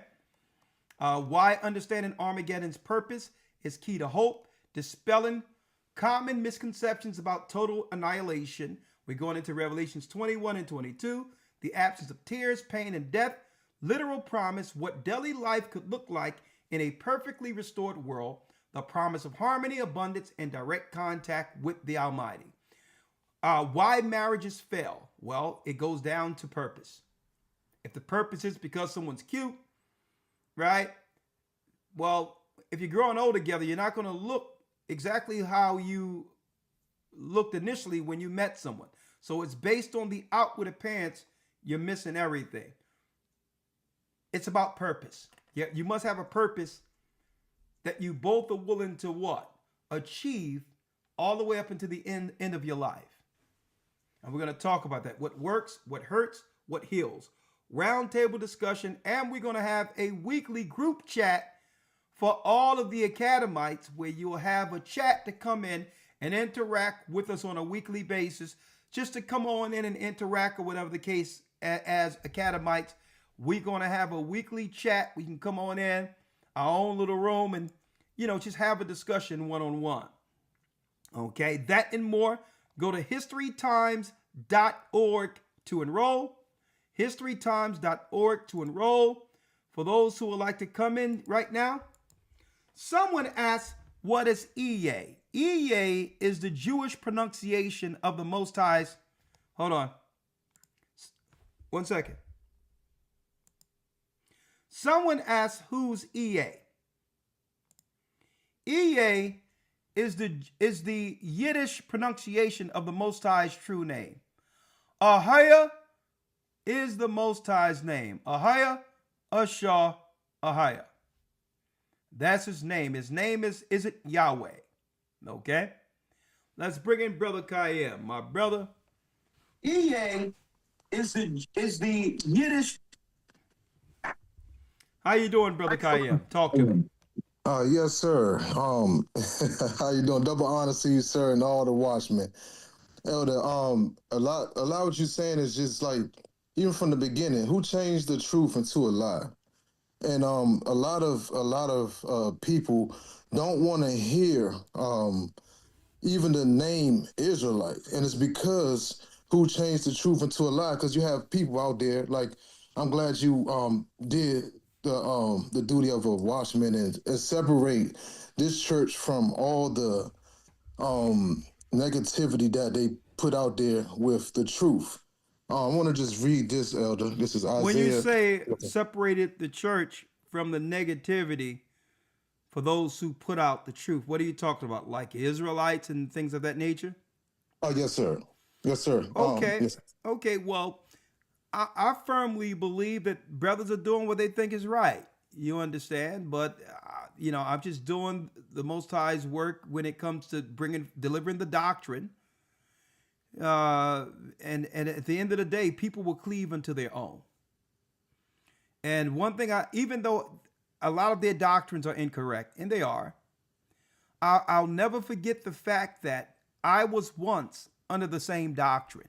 And it didn't stop the Most High from guiding me to understand what the doctrine that was conveyed to the disciples in the book of Acts and all that is, so that we can tell her after what Christ gave the disciples.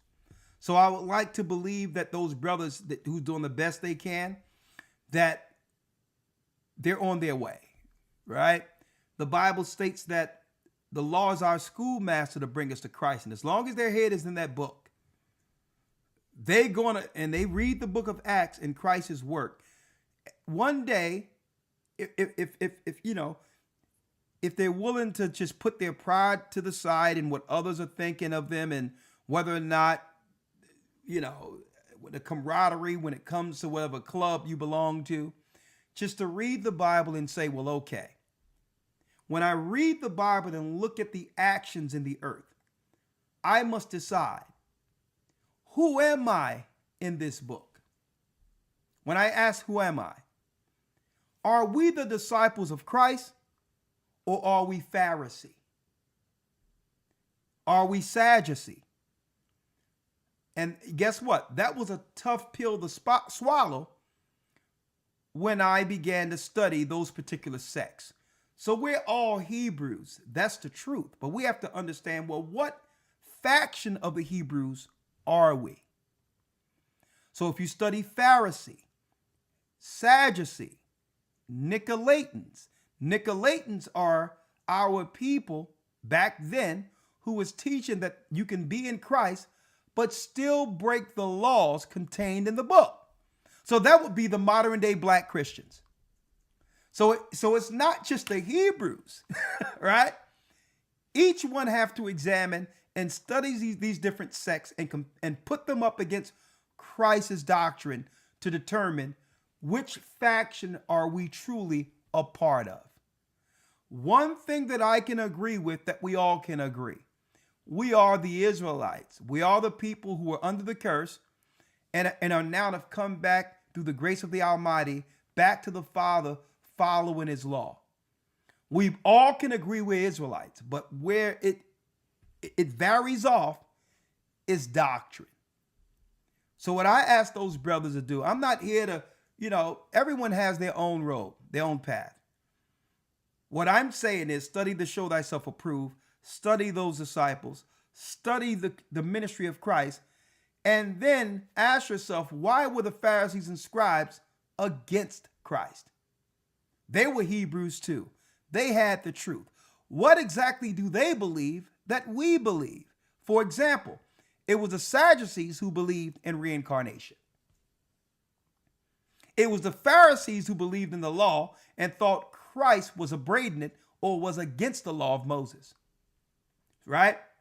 So it's upholding the law without having any grace for our people or patience for our people who were born under sin. You can't expect a people who was raised in sin to just automatically follow everything according to the book without some level of grace to help them through the iniquity we were shaped in. So again, I just wanted to put that out there, right? I didn't make a conscious choice, brother, to walk away from them. There was no choice. They never told me why I had to go. But I knew it was the Most High. And I'm going to tell you this. I believe if someone didn't get up and say, get out of here, and I ask, well, why? We're not going to tell you, get the hell up out of here anyway. No one ever told me. I believe it was the Most High. Because if it wasn't for that, I wouldn't have sought the truth. I wouldn't have cleaved to the Most High to learn what have become a part of this ministry. But again, I don't blame anyone, because that was one of the best things that have ever happened to me. It freed me to learn outside of what? Outside of the program that came strictly with being under a group. Right? So again, I don't see what they're doing as anything contrary to anything. They are where they are until the Most High opens them up to be able to see something beyond the parameters of any group.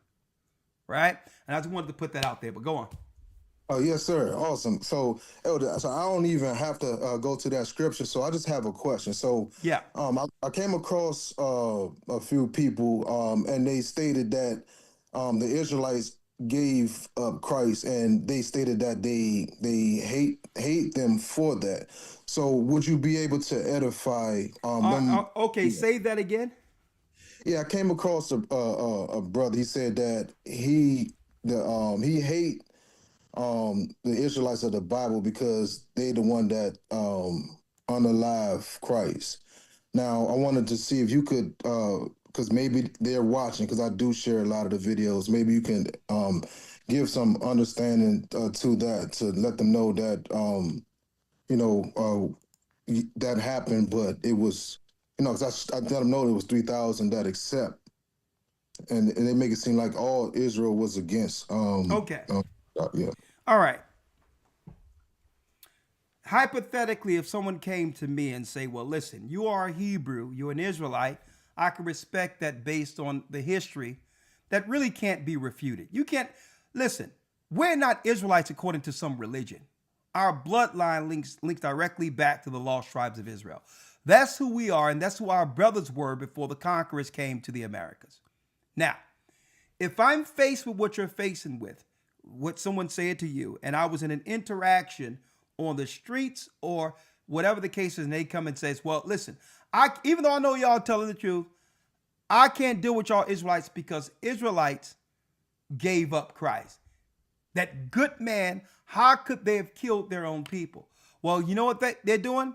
They're falling into the fallacy that's being taught through the Christian church.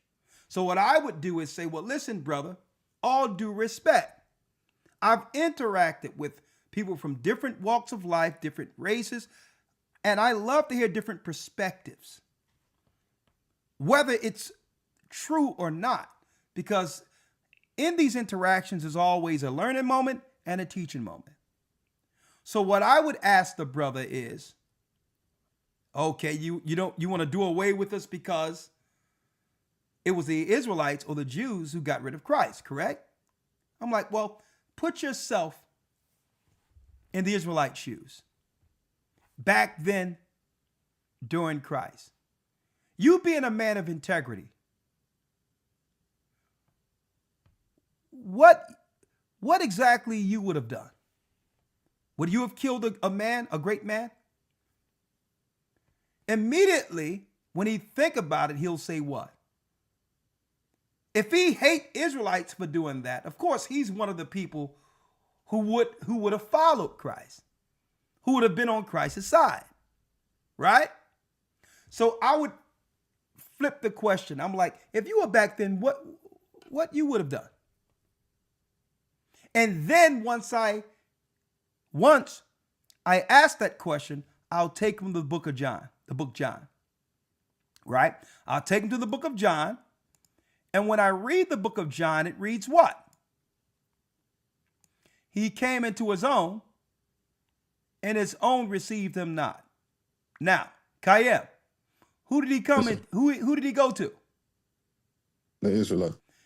Use the word in the scripture. Oh, sorry. He came to his own. He came into his own. Is his own everybody?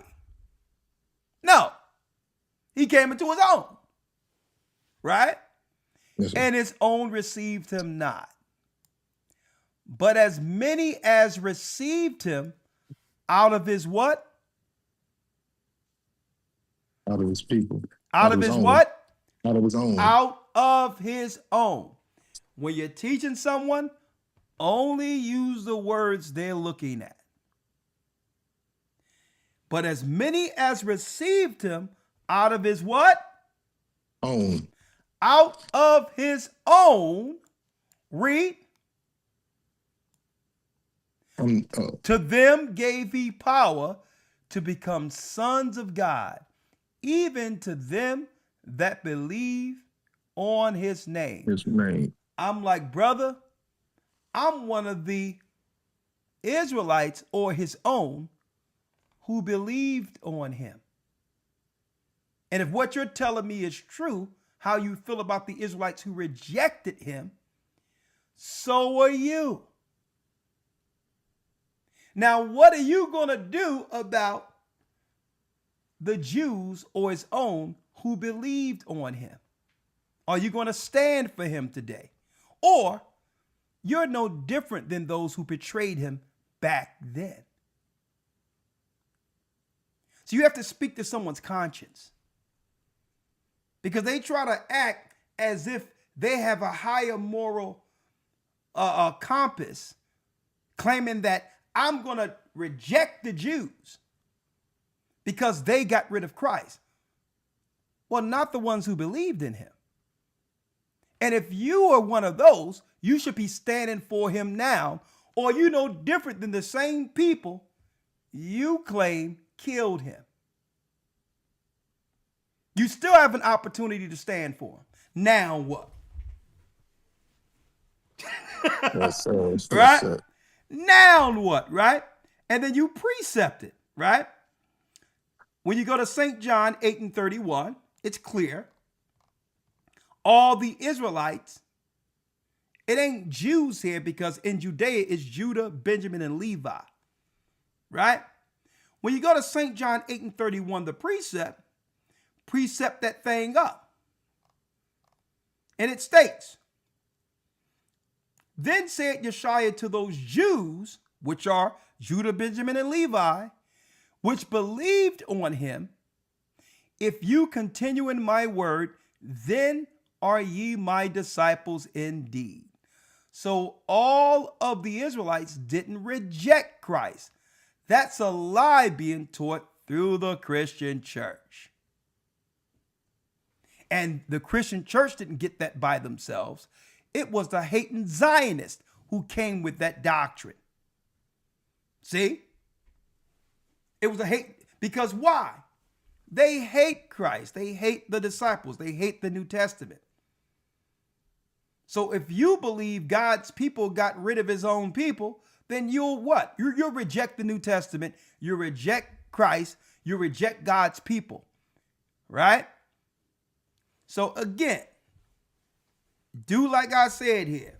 He came into his own received him not, but as many as received him out of his own, gave them power to become sons of the living God. Because I've received them, I'm able to what? Take on the name of Israel once again through Christ's blood. Got that? Yes, sir. The water, sir. Yes, sir. So what you have to speak to it's not just breaking down scriptures. Teaching is an art. It's about speaking to the conscience of a person and putting them in that place, in that time period. If that time period is their argument, okay. So you wouldn't have been one of the people who rejected Christ, right? Well, that means you're one of the own who received him. All the Israelites didn't kill Christ. You're one of the ones who stood 10 toes down with him. So what's stopping you from doing that now? Yes, sir. Good God. Yes, sir. Right? Yes, sir. All right. There you go. Thank you, my sir. brother. Water, sir. In the bar. Yes, sir. All right. So yeah, folks, the synagogue of Satan is financing a whole spiritual army to come over here to America and convince Christians that what they're doing over there in the Middle East is okay, and that we should be behind some people, some Europeans, who was just placed in that land decades ago. When is the world going to get behind the true Israelites, the lost sheep of Israel, who've been oppressed by the same people who went over to the new state of Israel? If you're going to say support Israel, then that support should be coming this way amongst God's people who've suffered under the foot of the Europeans. How can they be the oppressors and the oppressed? Utterly ridiculous. Utterly ridiculous. But because Christians don't read the Bible, they're going to come over here with that hot mess, and you know what? It's not going to work. It's not going to work. You can't see our people suffer being the lost sheep of Israel as a Christian and support some people who help oppressed us here in America and throughout the earth. You're utterly you're out of your mind. What people, who would Christ support in these end times? Would it be our people suffering in the ghettos or the state of Israel? And guess what? I'm not anti-Semitic. Listen, it so happens that I'm from the blood stock of Shem. So it's not Semitic, it's Shemitic. In order for me to be anti-Semitic, that would make me against myself. Okay? I'm for truth. And so was Christ. Go to historytimes.org to enroll. We'll see you in a few days. In a few days, we'll see you on Patreon. May the Most High be with you. Stay prayed up, sin not. We will soon see Israel. If you have any text, want us to reach out to you, 445-888-2759. If you want to go and donate to the church, go to gatheringofchrist.org, donate, and there's a section where you can support anything, any initiative that you would like when it comes to our church. If you have Cash App, go to $GOCC report to support this work. There's nothing like what we're teaching here on the earth. Support us so that we can finish and prepare while there's time for God's people. With that, may the Most High be with us. Stay prayed up, sin not. We will soon see Israel. And that's right. We are the children of Israel. And y'all know it. We're back. Have a great have a great evening. Don't fall for Edom's golem. That's right. Do not fall for it. The rabbis, the sorcerers, folks, they are throwing everything and their mother up against the wall to keep our people oppressed. But you shall know the truth, and the truth shall make you free. We're the children of Israel, and yes, we're back. Have a great evening, and until I speak to you again, go to historytimes.org to enroll. Shalom.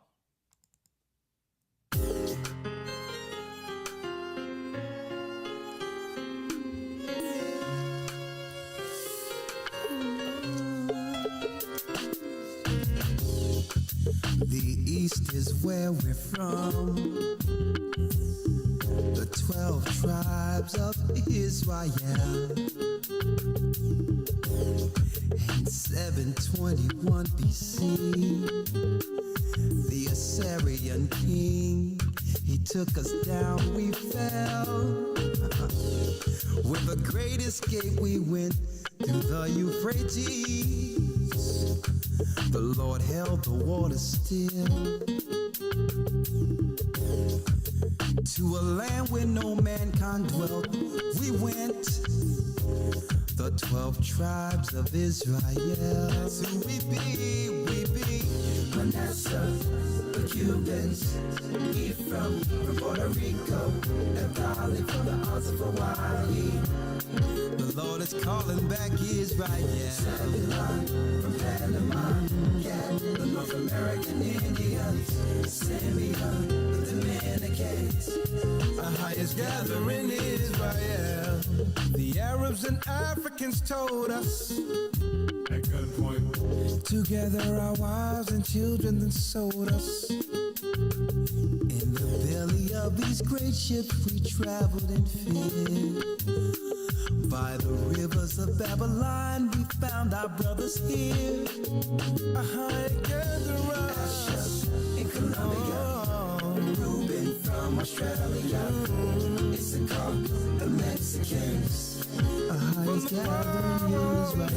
Judah, the Negroes, Benjamin, the West Indians, Levi, the Haitians.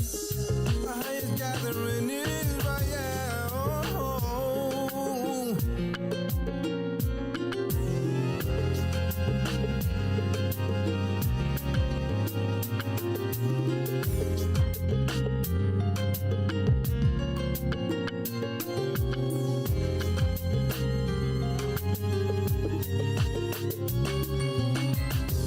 Asher in Colombia, Reuben from Australia, Issachar, the Mexicans. That's who we be. Judah, the Negroes, Benjamin, the West Indians, Levi, the Haitians. Manasseh, the Cubans, Ephraim from Puerto Rico, Naphtali from the Isles of Hawaii. The Lord is calling back Israel.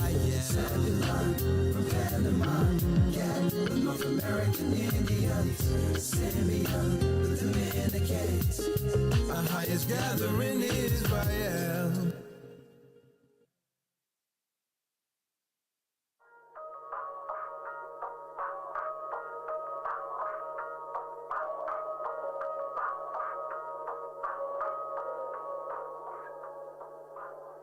Come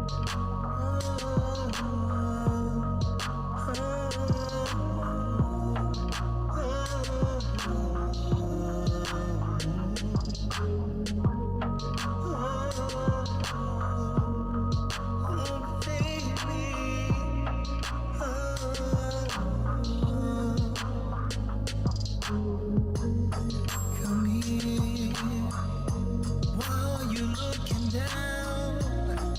I know we disagree. Stay here. Let's not lose this time. Stay calm, relax, baby. Unwind. You let me hold you. Please let me hold you. How many times have I told you I love you? I want to hold you. Let me secure you. Already told you I love you. Oh, I love you.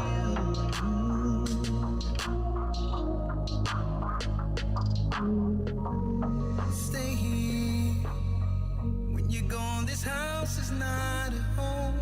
It's a night, so let it go. It's I'm now, and I don't like when you act this way. At the end of the day, my heart is where you lay. Please let me hug your fears away.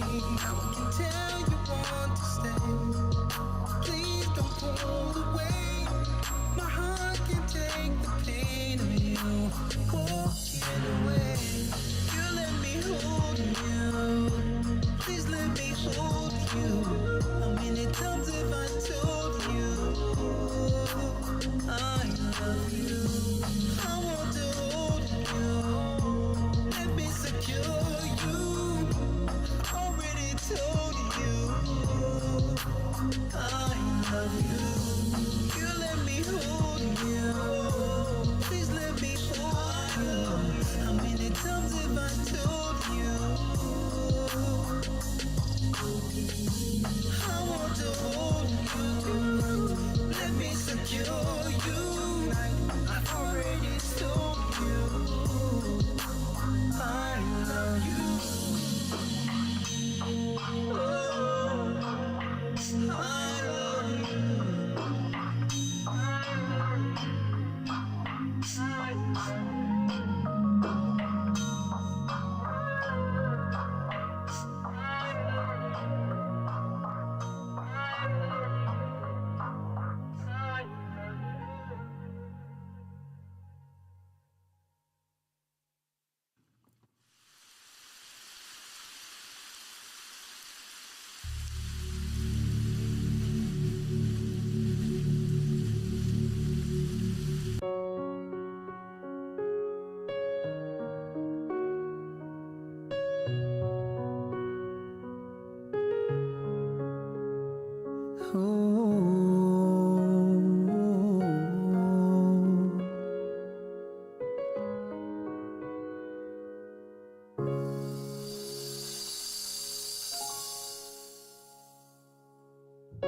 Saw you coming up to the tree.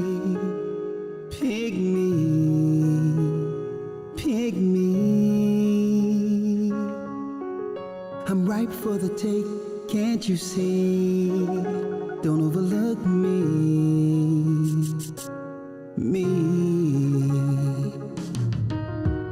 I've been waiting here every day watching you.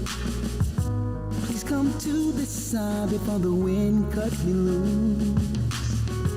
I saw you coming up to the tree. Pick me. Unpicked fruit, woe with me. Catch me before I hit the land. I'm better than all left here, still hanging from this tree. Unpicked fruit, woe is me.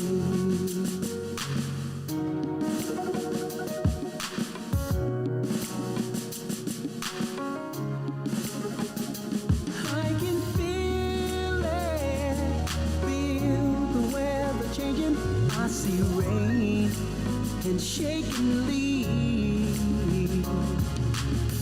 This branch won't hold too long, so don't just stare and walk right by. Please reach out, oh, take me. So don't just stare and walk right by. Please reach out and pick me.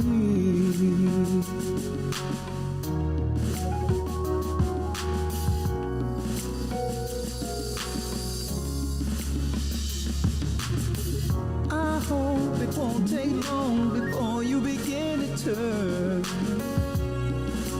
turn my way. I'm strong, I gotta hold on, but I don't know when. When's the day I fall away?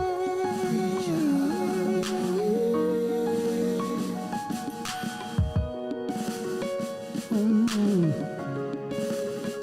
don't go.